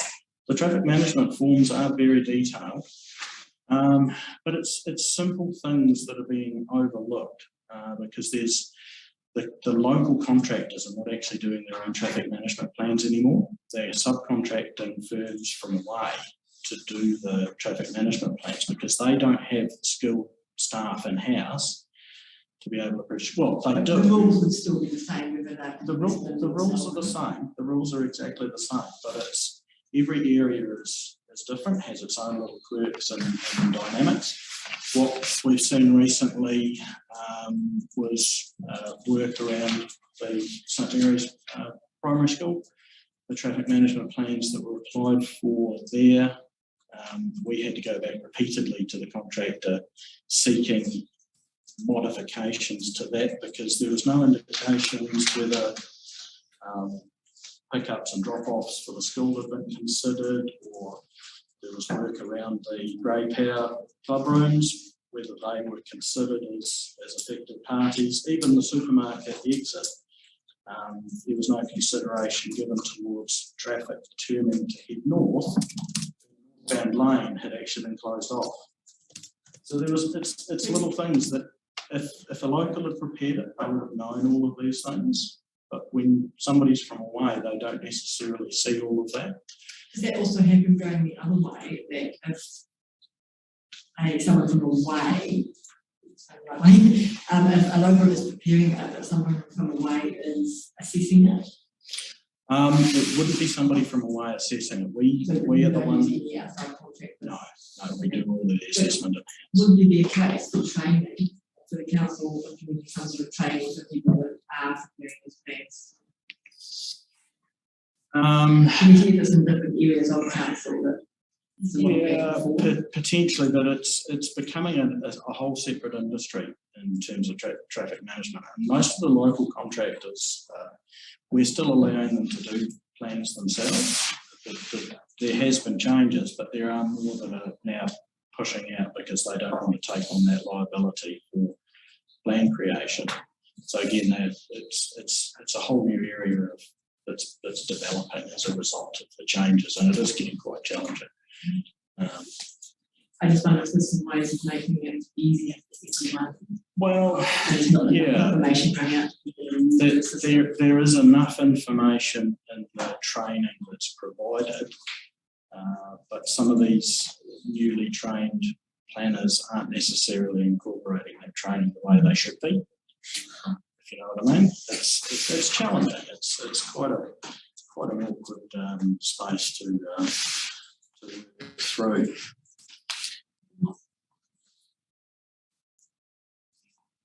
And that sort of leads into itself with the smaller organisations and smaller event organisers are now finding it very challenging and very costly to actually get these companies in to do traffic management. Last time we spoke about this, I think was raised the example of Ross Cemetery Home. And maybe another casualty of this bureaucracy gone mad. Ross Cemetery Hill. for funerals, traffic management. I don't feel a comment on that one. Did I make a comment on that one, did I? It's raised. I don't agree with that. Do they require a traffic management plan? Yes. Fair. At what sort of cost? That's one question. Okay. Well, there was one instance that we did encounter where the Ross community had closed the road themselves for a funeral. That was Morehouse Street that the community had closed and were doing their own closure of the state highway without any approval or plans or anything like that. But it's exactly the scenario that the community groups can't. I mean, they couldn't do it beforehand without a proper traffic management plan, but it makes it even more difficult now just going through the process. I mean, the process really isn't that much more difficult than what it was originally. It's just there's another level of training or approval required, which makes it awkward for everybody. It is more layers of bureaucracy, and it's quite challenging. It really is. Okay. Yeah. So my favourite comment of all of the feedback was this one, really. And it sums it up, really. It's like an airplane that's been designed and built while it's being flown. Really, the whole process hasn't been very well thought out. And it is becoming quite a difficult situation for the industry to deal with. What are we doing now? Like to push back. There are some smaller groups that are being set up at the moment just to push back against the changes in the industry. Are they council groups? Council, yeah, well, council RCA groups, yeah, well, they are the users more than anything else. So it's the practitioners of it that are pushing back against it. There was originally intended to be an alignment with a WorkSafe guide for working on the road with the new with the new New Zealand Guide for Temporary Traffic Management. They were supposed to be quite closely aligned, but my understanding now is that WorkSafe have actually pulled back their references to the guide document because they believed it wasn't robust enough in itself. So that in itself is going to be problematic because it's caused delays in the delivery of the final guide to the industry. So there's a number of things going on there, but yeah, it's a watch this space very much. Most unfortunately, bureaucrats rule the world. Yes. So next on the list, speed management. Just to give you a quick update on that. There's some changes in there. There's the new speed limits rule came into play in May. What we've got coming up, we've implemented all of our speed limits and have now been migrated into the online database, the online National Speed Limit Register. Tomorrow I have an online meeting with the speed and safety guru at Waikikitahi to talk about speed limits around schools. That's something they're pushing forward quite hard at the moment. And our existing bylaws will need to be revoked to allow for the implementation of the new speed management plans and guidelines. So we do have a template that we're looking that we can develop for our local speed management work. It is a bit of an interesting process that's now being led by the regional transport committees themselves rather than the councils. So we develop our own speed management plan. There's also a regional speed management plan that's developed which incorporates all of the local authorities' own speed management plans, and then that's done at the regional council level. And the regional council take care of most of the consultation process for that as well.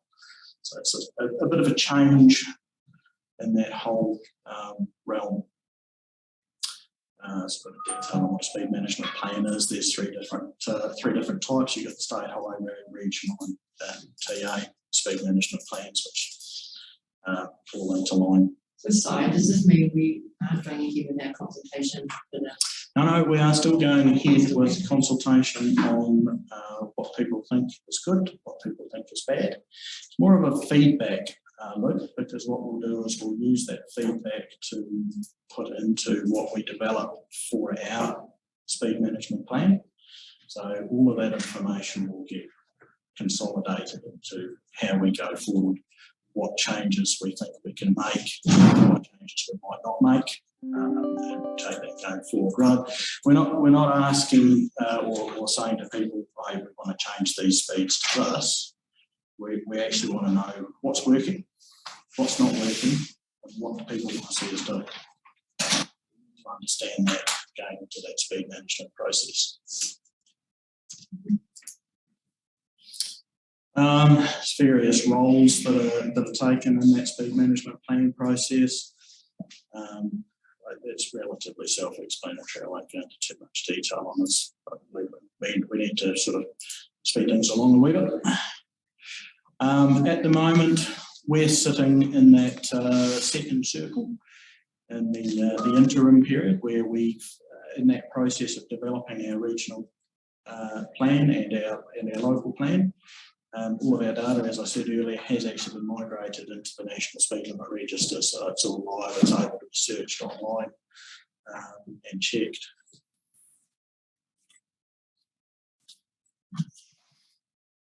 And finally, REG. So at the moment, they're providing advice and guidance on development of our next activity management plan and program business case for the 2024 National Land Transport Program.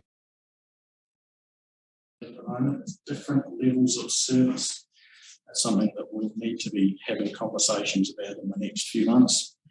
Going ahead, what that means is Waikato actually put together some slides for their business case last time round that quite clearly indicate what different levels of service mean. In terms of investment options, for them that was their first investment option, their middle investment option and what it could look like on their roading network, and then of course their do minimum or do nothing investment option and what that could actually look like on their network. So quite a nice, fairly easy to explain descriptive method of showing what levels of service could be delivered for what values. And that's something that we will be looking at how we can develop that going forward as a good way of telling that story. Thanks. Any questions? Any further questions on what we had, Councillor? Happy for someone else to go first. It's quite a list. Thanks, Carl and Winnie, for the report. So just in some details on the first slide on the footpaths, and there was that canary crossing with those yellow bollards.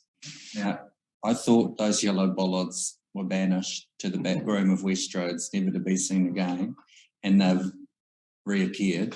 Are they temporary or are they there to stay? Because they're a permanent solution. That's a permanent solution. It's quite common. It's aesthetically not that pleasing. I do recognise that. But in terms of functionality, it has the high level of functionality for protection of the footpath users, and that's their aim. They're not there to look good, they're there to work. Doesn't need to be so. That's the standard spacing for them, unfortunately. Yeah. I appreciate technically it might be industry best practice, and I just wonder if they can be removed. At this stage, we don't have any plans to remove them. So is it safety for the cyclists? Safety for the users.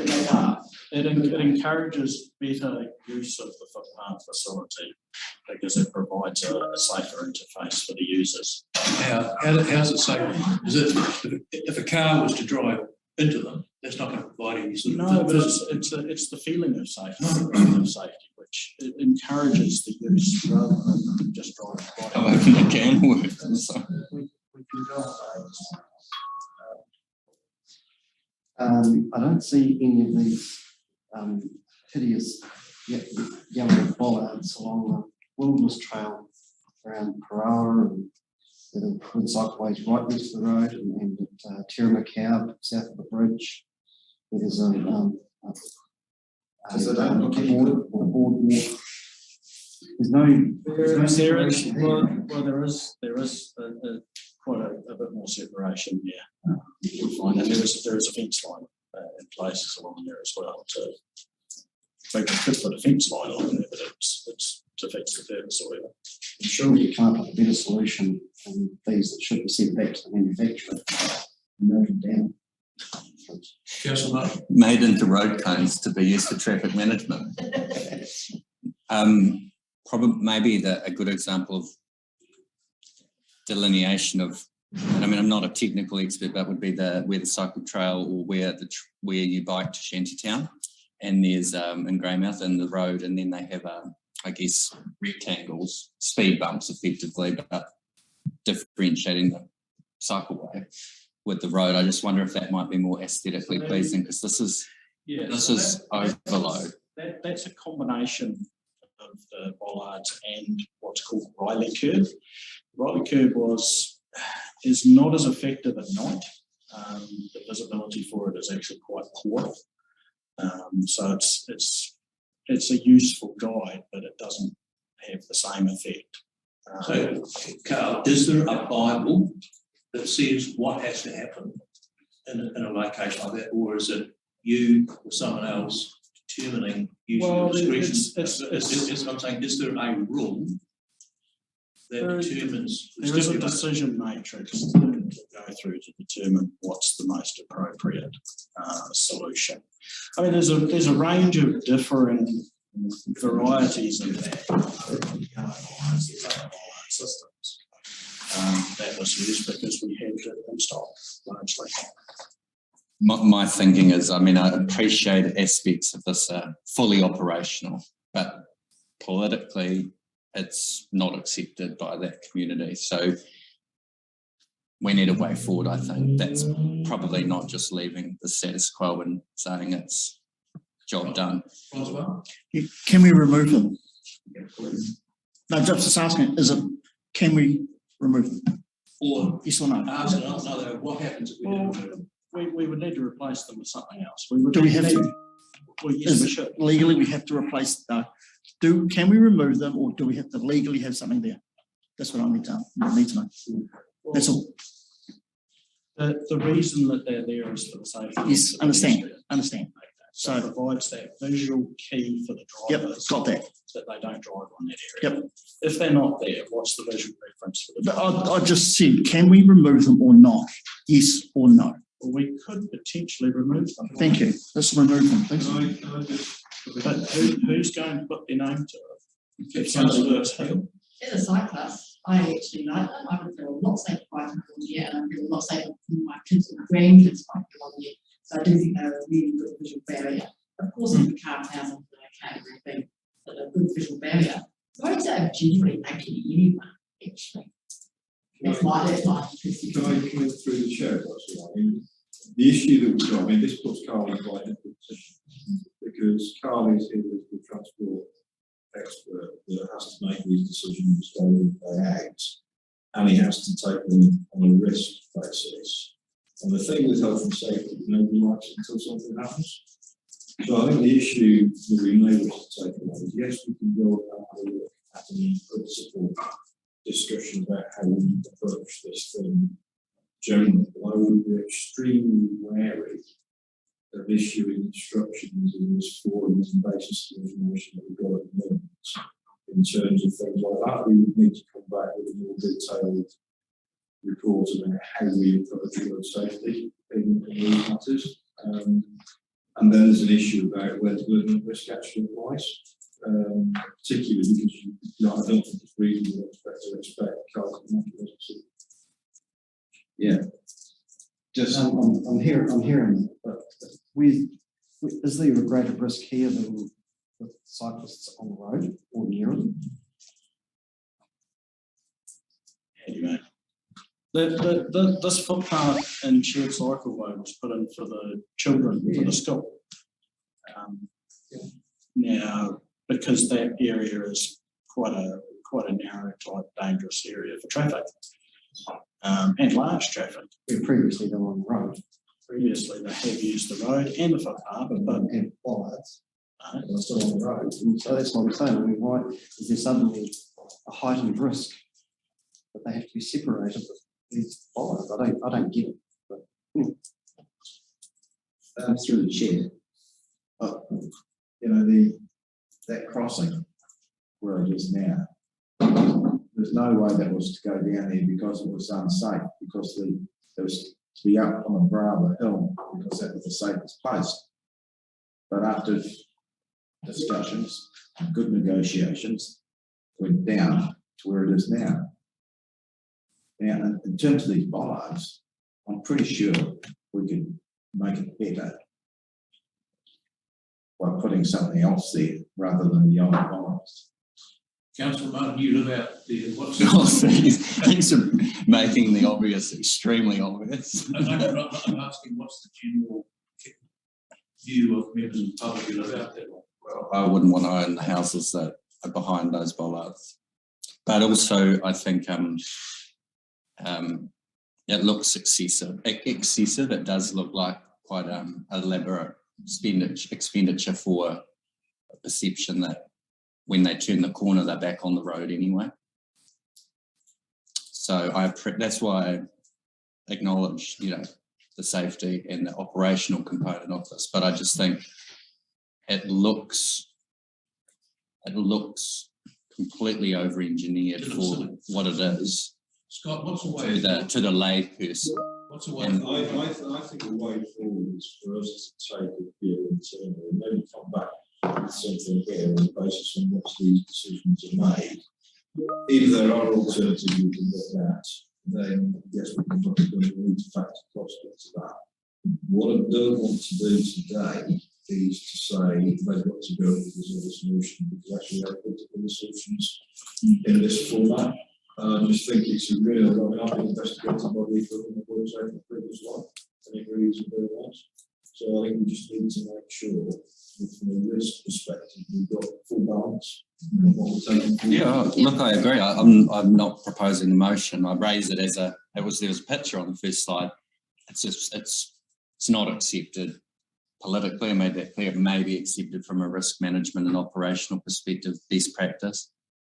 Is there a middle ground we can find to? I think we've got the points now. Yeah, you've got the tenor. You've read the tenor of the room. Yeah, we can bring something up, but we're not going to be able to make a decision. Correct. We're going to be able to come up with a solution. So I think we've got a way forward on that now. Yep, okay, cool. let's move on. Okay, so there's that was just number one, but there won't be any more cans of wind. Culvert replacements. Old Christchurch Road's got a culvert that every time it rains, effectively gets pumped with concrete. Wash out. Have we got it in our long-term plan somewhere to fully replace that culvert? Is that planned? Where is it? Our Old Christchurch Road. It is in the list as a potential replacement. We just have been waiting to see what's going on upstream for there. We had word there was going to be some gold mining going ahead that could have had an effect on the waterway. So we just needed to make sure that we knew what was going on there before we proceeded with that one. Because as Jim, we're spending quite a bit of money putting pumping concrete into to stabilise the culvert. The repairs that have been done to it have only been with just loose gravel, which we know doesn't last. So we've changed tack on that so that if it does open up, we put concrete in just to patch where it's.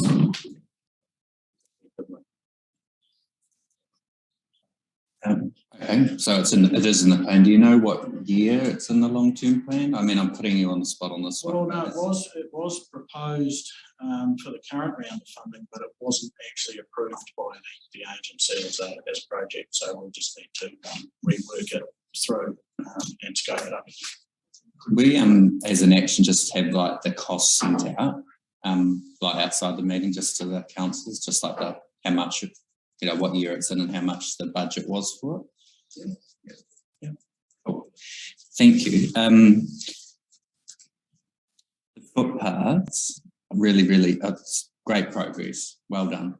like seriously, well done. It's the first time in 9 years we've made a real notable mark in dent in footpaths, so full kudos to you guys. I do wonder about preventative maintenance, particularly with our climate and lichen, moss and mould, and we don't want to see Morehouse Street ever get like that again.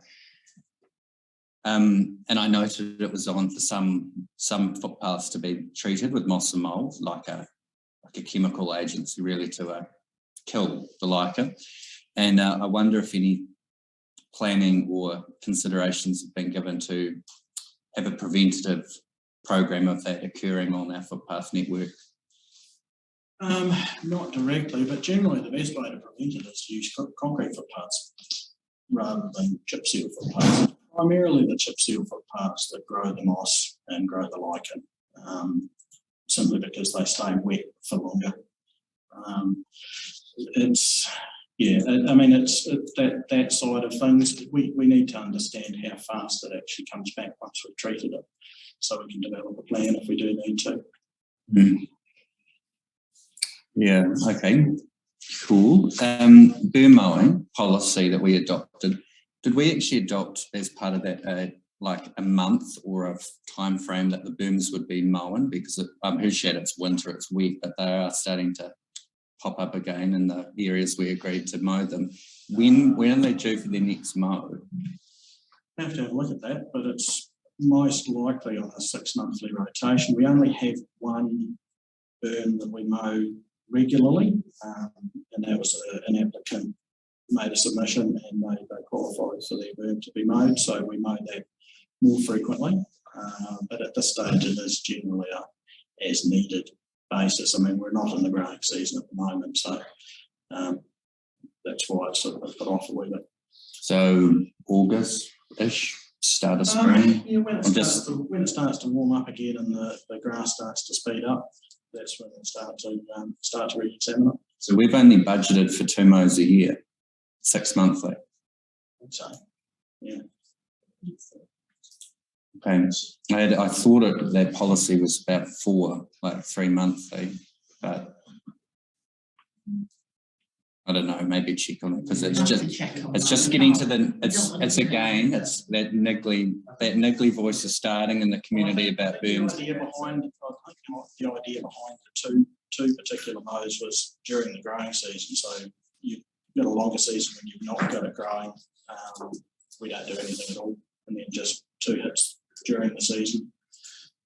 Just through the chair, what we had wasn't so much the amount of time that you mowed it, but it was the length of the grass. Yeah. You wouldn't let the grass get any higher than 50 mil or something like that, and that was the standard that we used. So some years it might be 12 mows, and some other years might be 8 mows, but that was the standard, is to keep the grass at a certain level. Maybe that's something worthwhile looking at. We can't budget behind that. We can't budget behind that. No, just in terms of what you want. The Parks Reserves contract's up for a rewrite at the moment, isn't it? Like in terms of refresh. Yeah. And the berm, although it's transportation, the berms, are they considered as part of the Parks and Reserve contract?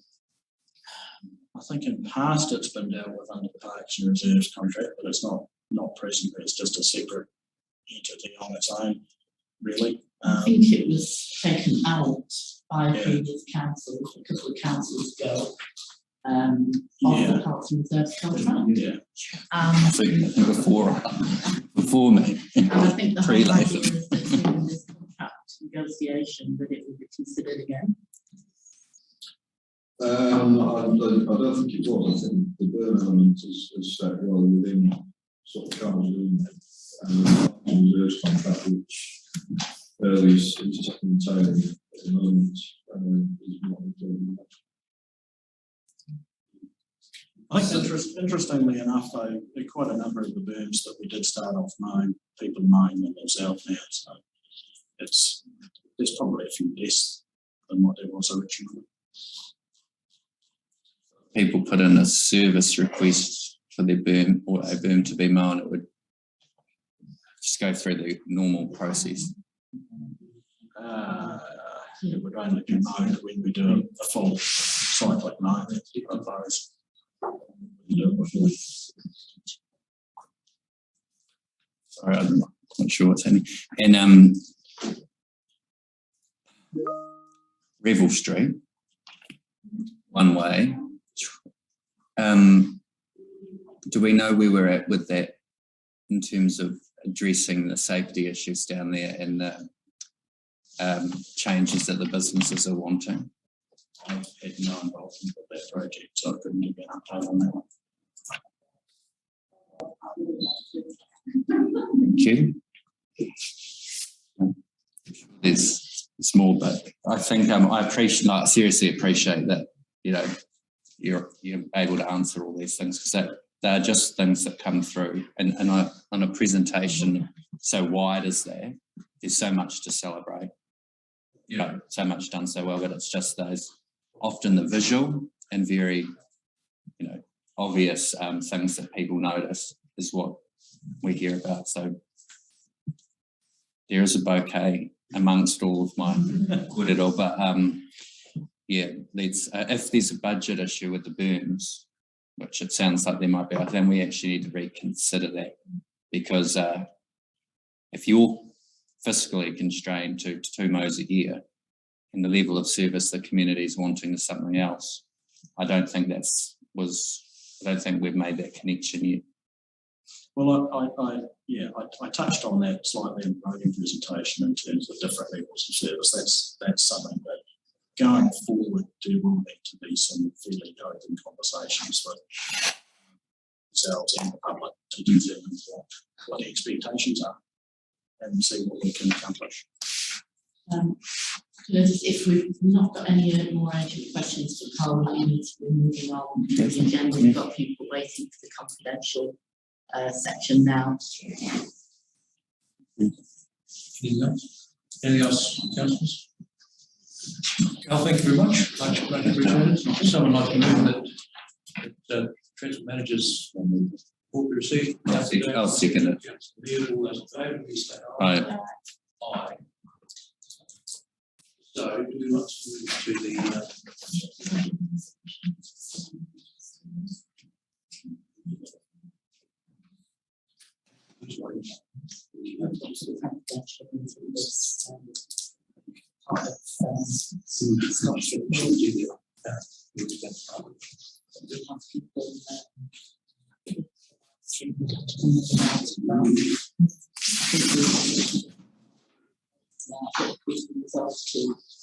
extend past the meeting. Okay, so we need to move to extend the meeting beyond 2 hours. Right. So I move that we extend the ordinary council meeting beyond 2 hours. For someone second that, please, just to check the thing with Councillor Neil. Those in favour? Aye, thank you. We're now going to move to the item 8 of the agenda, staff reports. Lily, thank you.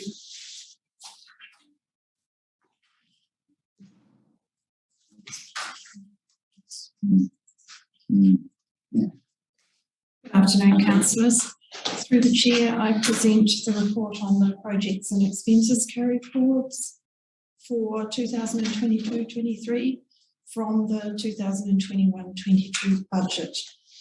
I'll take it as read.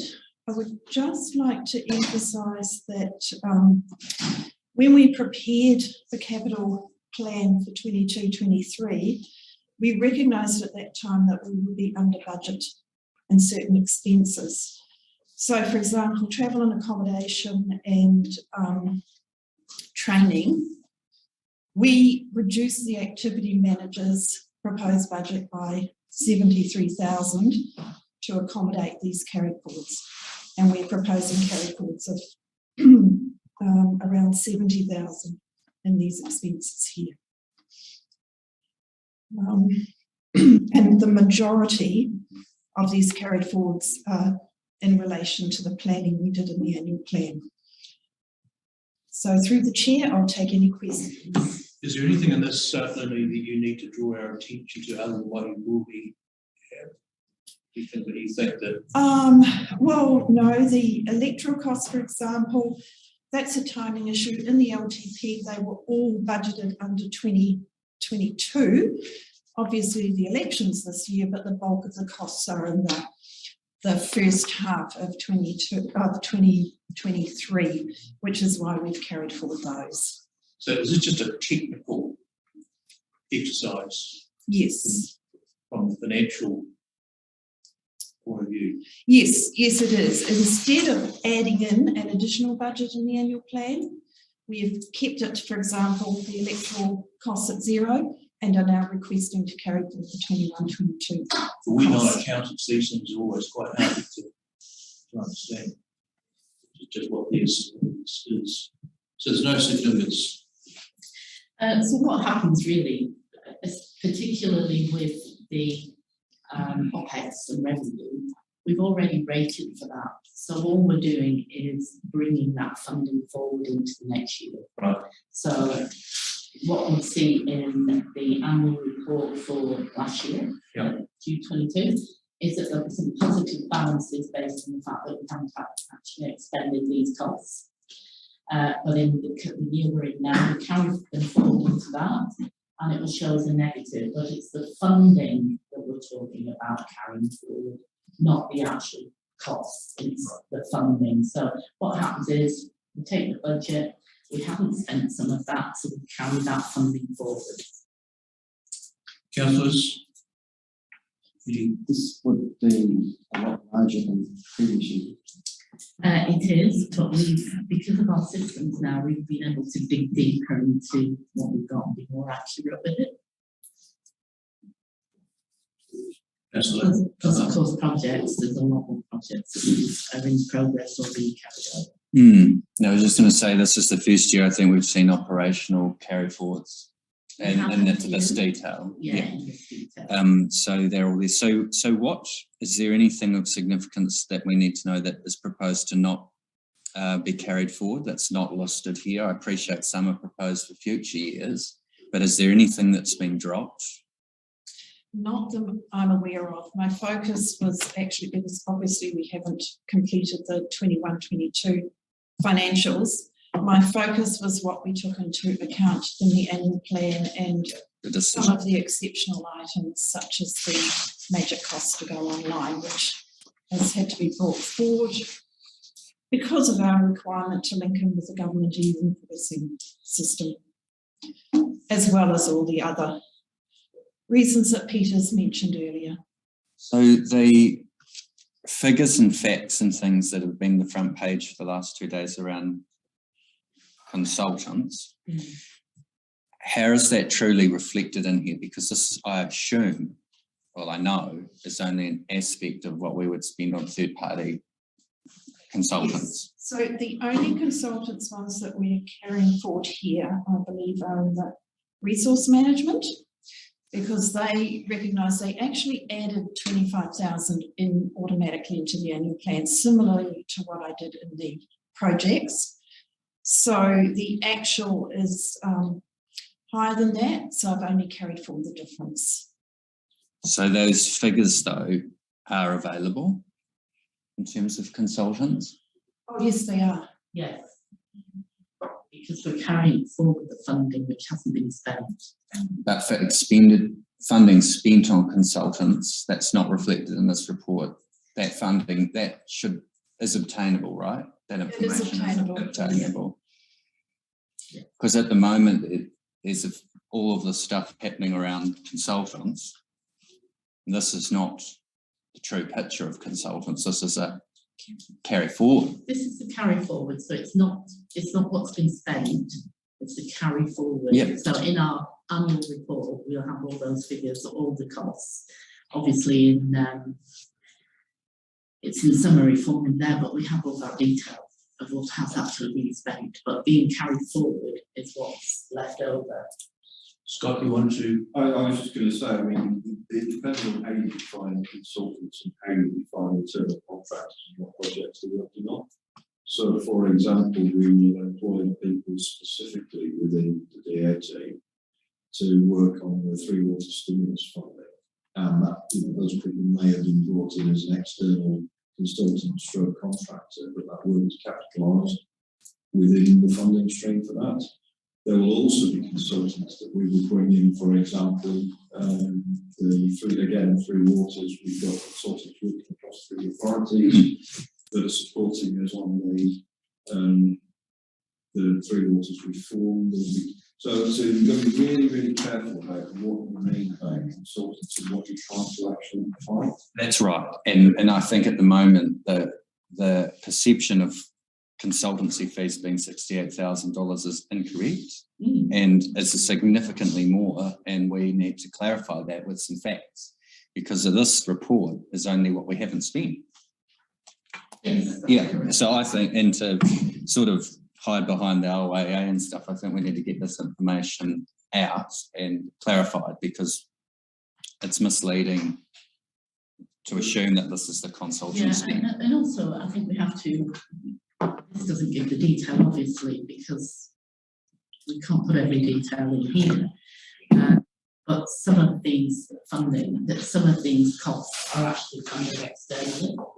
So we're carrying that funding over. So it's not necessarily, this doesn't make it on what the paper didn't actually state, or some of that is funded externally, these costs. I'm also looking at the, I mean, there's they talked about the live conferences in the paper, whereas over 50% of that was an external funded.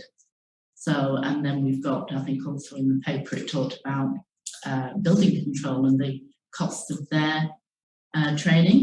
Now they have statutory training that they have to carry out every year to be able to carry out there. So these are the things that weren't actually explained in the paper.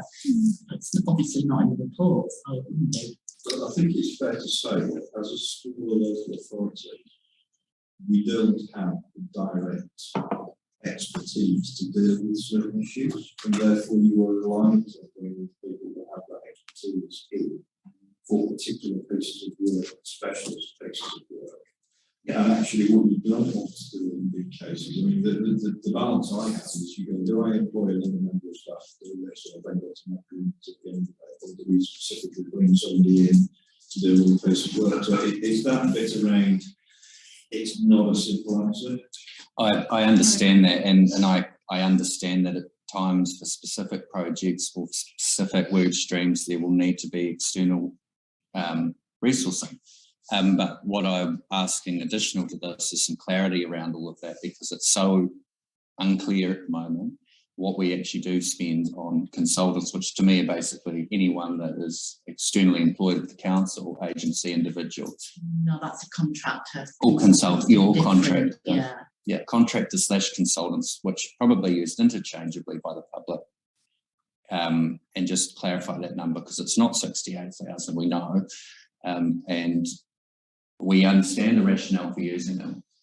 Yeah, that's not the issue. I think one of the challenges that we get with audience coming through is you have to answer the question that's asked. And sometimes the question that's asked, you think actually not what the information that people want. And that's the difficulty with it, because of the interchangeable use of language. But this is a different issue to the one we're dealing with, isn't it? I understand. In front of us are our carry forwards, but the carry forwards report's been picked up and turned into or changed, and because there was a decline or effectively a declined OIA prior to that. So I'm happy with the content of the report after these questions, but I think it's an action around the finances is to clarify to elected members and with the press release fixing that. Well, in our monthly reports, which obviously you don't get on in July because we can't give you accurate enough figures at the year end until we've done our adjustments, we do detail in there consultants' fees and in which area they're spent. So we don't go into big detail with it, but we shouldn't need to at this level. But certainly we say in which area it's spent, such as building, finance, VA. So we do that on a monthly basis. Anyway, yeah, it's part of the finance. Yeah. Okay, let's need to be moving on. There's three motions associated with this matter. Firstly, so I shall move. Firstly, the report be received. Secondly, that council approves the carry forward funding of projects and operational costs finalised in Appendix 1 and 2 for the financial year 22-23. And thirdly, the council approves the future allocation of funds for specific purposes. I move those three motions. Would someone care to second that motion? Please, Councillor Hart. All those in favour? Aye. Thank you. The next item is the Thank you. Community funding policy on pages 17 of your. So I'll take this report as read. It is a new policy because we haven't had a framework for when we've had organisations or persons actually applying for grants and funding from us. So we're suggesting putting this policy in place in order to get that framework. I'll take the policy as read and answer any questions.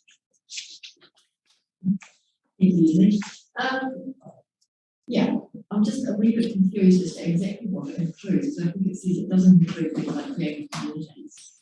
Then later on page 23, that says council's current community funding is available on council's website, but that only refers to the creative community.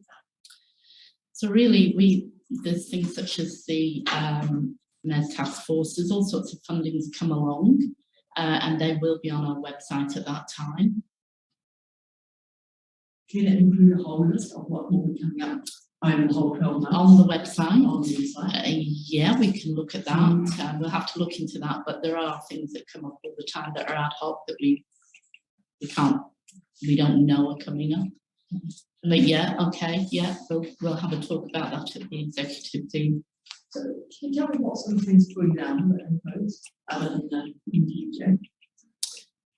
So I think it mentions in here basically, let me go through because I haven't looked at this properly recently. It's more a case of looking at things that are supporting arts and culture, recreation, sport, environment, and all around the community well-being, because that is what we have specifically now in the local government that we have to support our community. It's more really about the funds coming from. They could come from, they're generally external funds. So why didn't that include like trips and so on? What are you looking at, Jane? I'm looking at that on here. If you could tell me what page you're looking at. Sorry, I can't find it. Ineligible applications. Not support. Ineligible applications. No. Go on the phone, please, looking at it, and I'll try and find that. Sorry. Councillor. Thank you, Acting Mayor. So what I would say there is we're not going to support, the funding will not support you if you want us to service your debts or gambling and things like that. Councillor. Thanks, Acting Mayor. I suppose one of the upcoming decision around better off funding, this is providing a structure and a framework if we decide to allocate an amount for contestable community funding, right? Correct. So to me, that's an immediate, after this policy is adopted, that would be the first, if it does get approved, that would be the first large council administered contestable fund that would apply through, that this policy would be applied to. Is that right? Is that what we're trying to do here? We're trying to provide a framework for those larger discretionary one-off funding opportunities. Discretionary funds, and it's a framework so that we're treating everybody the same, so that we're using the same criteria to be able to for each applicant, and then we can't get contested over it. We can't get accused of unfair treatment. And some of the criteria is, I completely understand. A lot of it looks like a dump from national criteria though. Climate change, adaptation, mitigation, predator-free 2050. have we decided to put that in, or is that a condition of better off funding that they give effect to certain aspects? Like where's some of this wording come from? So a lot of this wording does come from the For Wellbeings under the Local Government Act, and also for funds such as the Better Off funding. Those are specific criteria under that funding for us to be able to get it, to be able to use it. And some of that, as you're aware, we're looking to be contestable.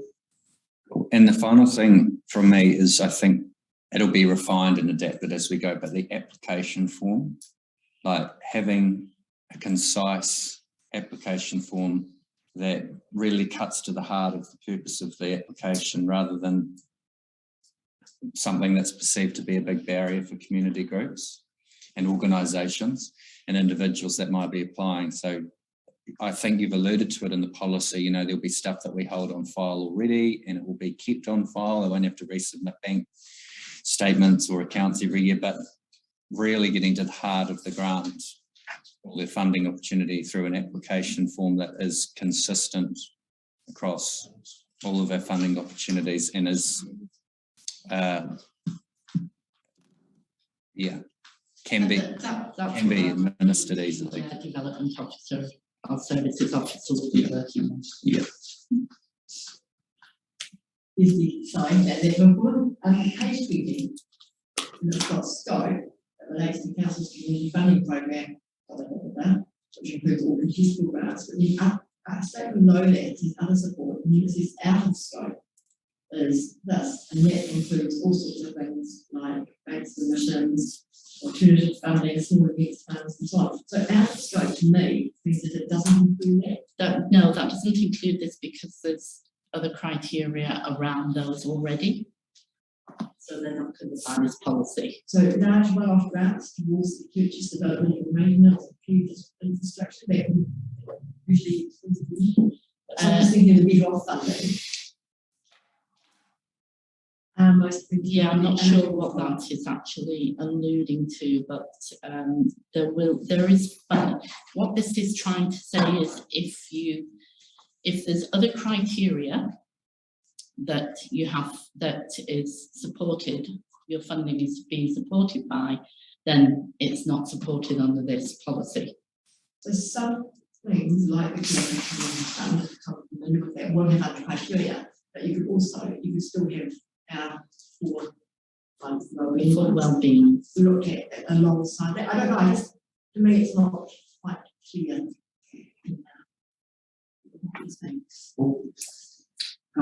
These concepts of whanaungatanga, manaakitanga, kotahitanga, atawhaitanga are good and well, but in practice, when you look at the funding priorities, arts, culture and heritage, celebrate the history, language, culture and art of our diverse communities. There's nothing there to say about the iwi Māori. I mean, the diverse communities could be the Malaysian community and the local Hindus and da-da-da. Where's as a treaty partner, where's the iwi? They're not there. Yes, I see that, but I'm talking about funding priorities, arts, culture and heritage. It says specifically celebrate the history, language, culture and art of our diverse communities. There should be, what I'm saying is there should be, in my view, something separate from that. Well, we can revisit that and bring that back. We can revisit that and bring that back. By way of amendment, could we add the words of mana whenua and our diverse communities? Would that achieve the outcome? Perhaps, but I think perhaps let Leslie come back. So we're not adopting the report? And that's fine. We can do the adjustments and bring it back. Is there any urgency about its adoption, Leslie? No. Except it would need to be adopted or something in place. It needs to be adopted before something's in place, yeah. For the better off funding. In that case, would you, Councillor Martin, like to move that the... No, I was moving we adopt it with that amendment. Sorry. Well, Leslie, what do you come with? What is We'll revisit the policy and work that through better and make the wording better on that, and then we'll bring it back to the next meeting for adoption. Okay. We wouldn't be at the stage with the better off funding for before the next meeting anyway. So one of the requirements, or one of the things that council will take, a speaker from council, CV with signatures, so it's a start, but I do think it just needs to take a step back and have a look. What's others done? What other councils done? Do you know, Leslie? Sorry? What have other councils done? Do you know? I don't know actually. No, that's a good question. What we can find out. Yeah. Okay. Do we need do we need a motion? Yes. So someone like to move that the community funding policy be revisited and further report raising the issues of Marapia at the Footpath Council. So I can move that. Councillor Never, someone to second that. Yeah, I'll second. Councillor Davis, all those in favour? Right. Thank you. Thank you, Leslie. Scott, better off funding.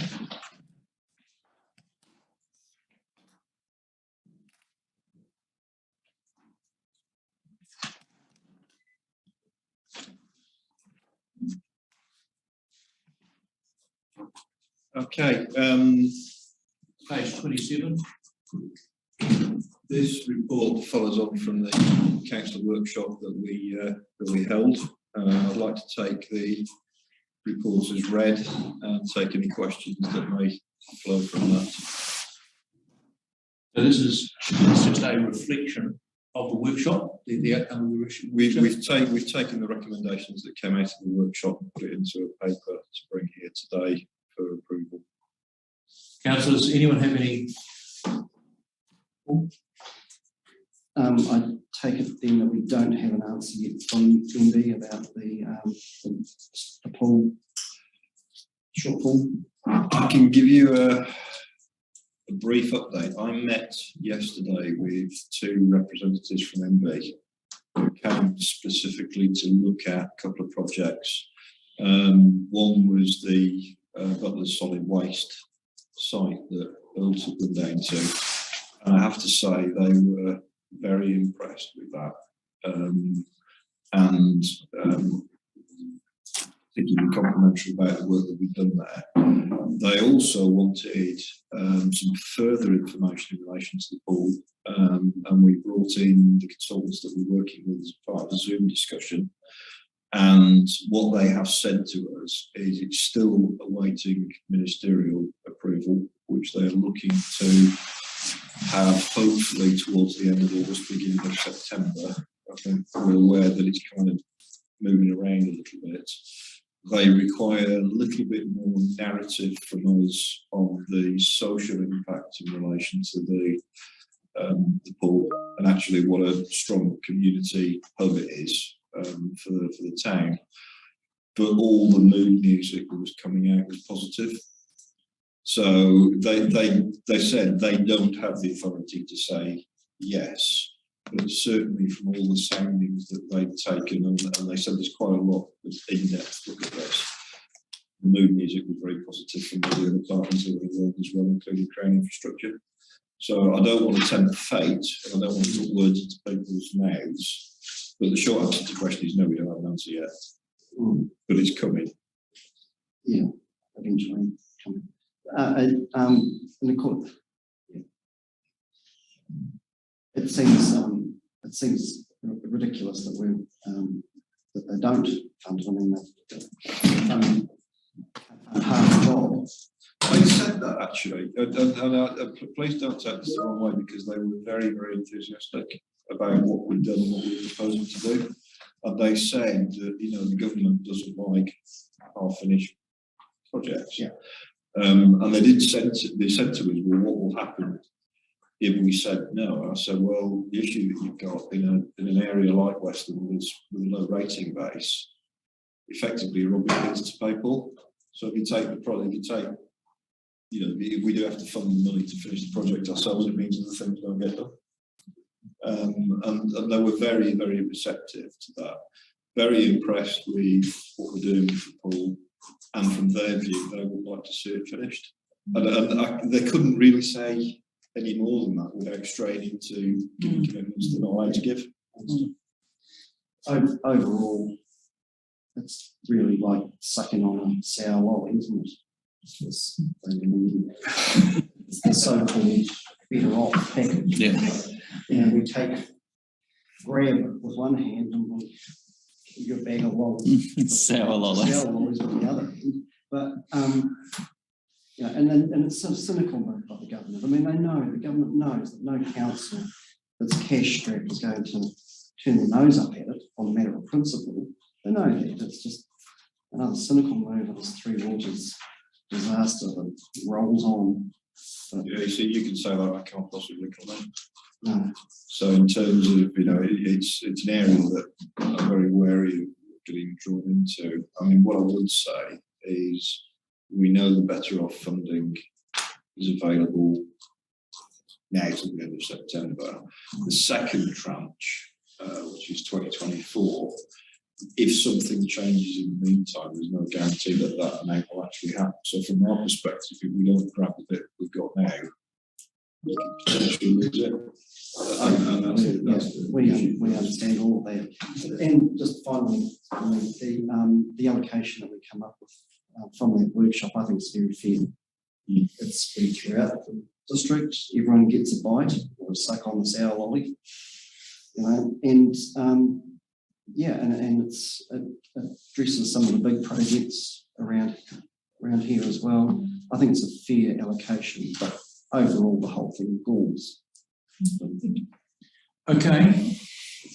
It's one question or two. If we put the pool in the better off funding, is that going to make ME go, oh, sweet, we don't need to fund it? Potentially that I'm happy with the allocations and that, apart from this. the message I gave to them yesterday is I didn't specifically talk about better off funding.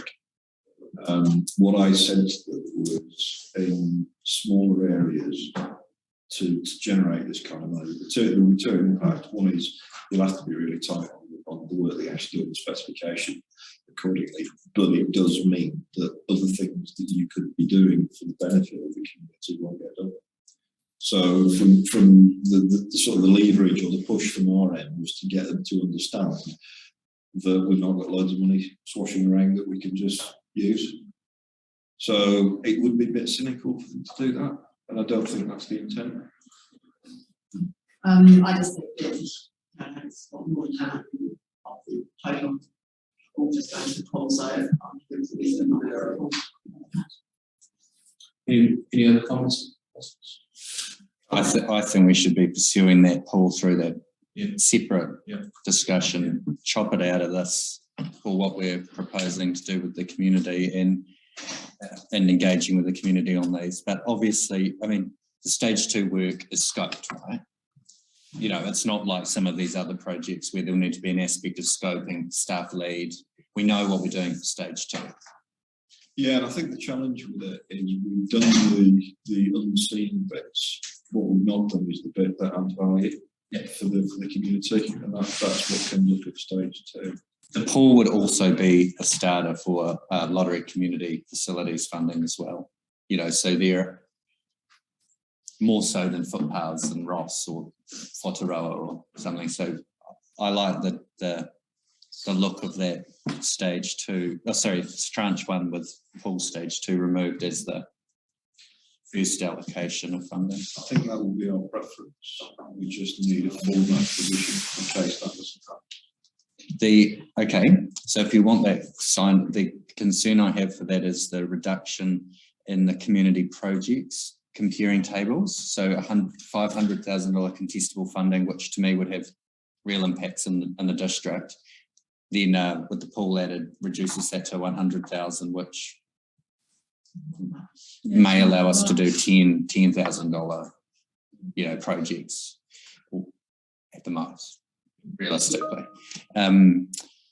So I just wonder if that is the allocation, maybe there's a consideration for that number being increased. You did workshop this though. No, well, we did. We workshopped it on pool removed. We workshopped it with the pool removed though. And this, are we saying we're adopting the table with the pool removed or adopting both tables? Proposal you adopt both tables because you know, Yeah. we were expecting we'd have an answer by now. Yeah. The challenge that I had a conversation with Chief Executive a couple of days ago, even though he's supposed to be on holiday enjoying himself, he still dials in. And I was just saying to him, the challenge comes is if that date then gets pushed back beyond that end of September date, it then becomes even more problematic because we really want to, and we'll have to have the bidding by then. Because it's a lot of money, isn't it, to be allocated if we don't have to use it for the pool. It's huge. So yeah. And I'm working very much on the premise that we will get the pool funding, but we just need a fallback position in case not. And we did workshop this. So is there any reason we can't go ahead and proceed with? I think the resolution might need to be clarified then. 10.2.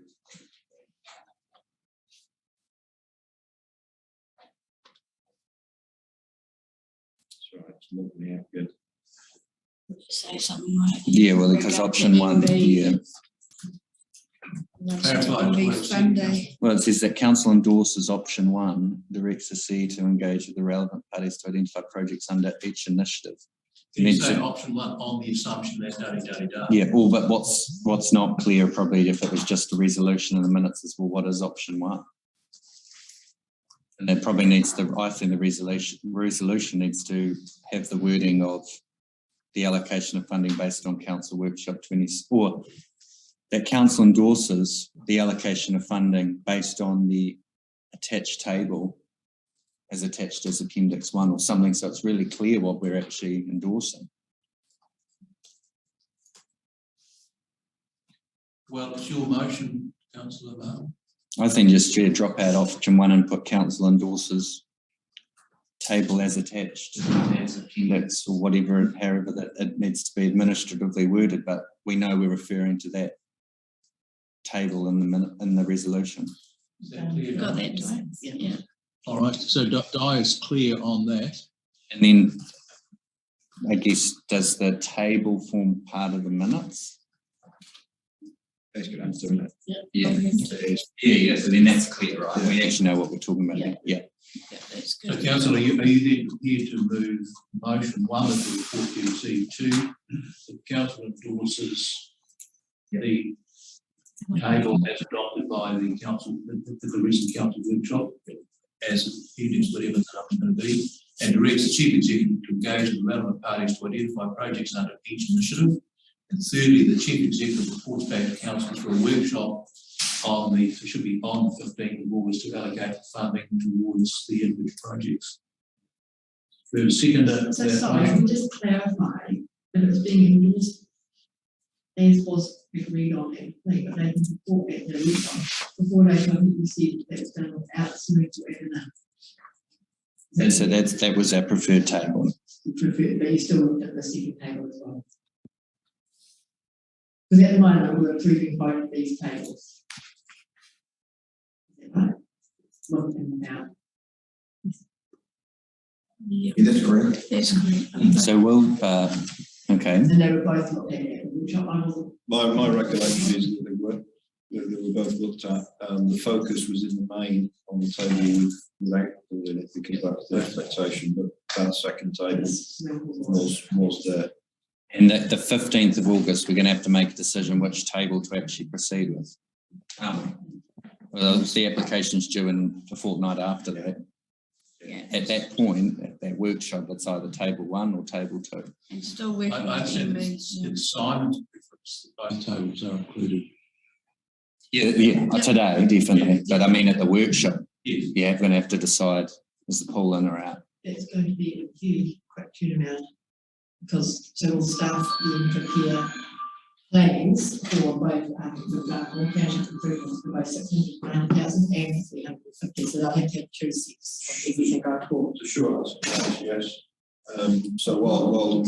So Simon started it, and while I've been off, I've been fronting meetings where we've been going, okay, we're doing this, how we will do it, what the projects we can bring forward, and the rest of it, and by the way, do the numbers stack up. So that works in hand already. So by the time we get to that meeting, we will have something to show you. Okay, we have a motion. I think we're sort of clear on what we're doing here. And do we have a seconder for, which is Councillor Hart? All those in favour, please say aye. Aye. Aye. Thank you. A bit complicated, but I think we know what we agreed to. We do. Early been patiently waiting there. Let's deal with Glenfern Villas, which is on page 60 of the. So this is really just a tidying up exercise, isn't it, Bill? Yes, that was great. It's, thank you, councillors, and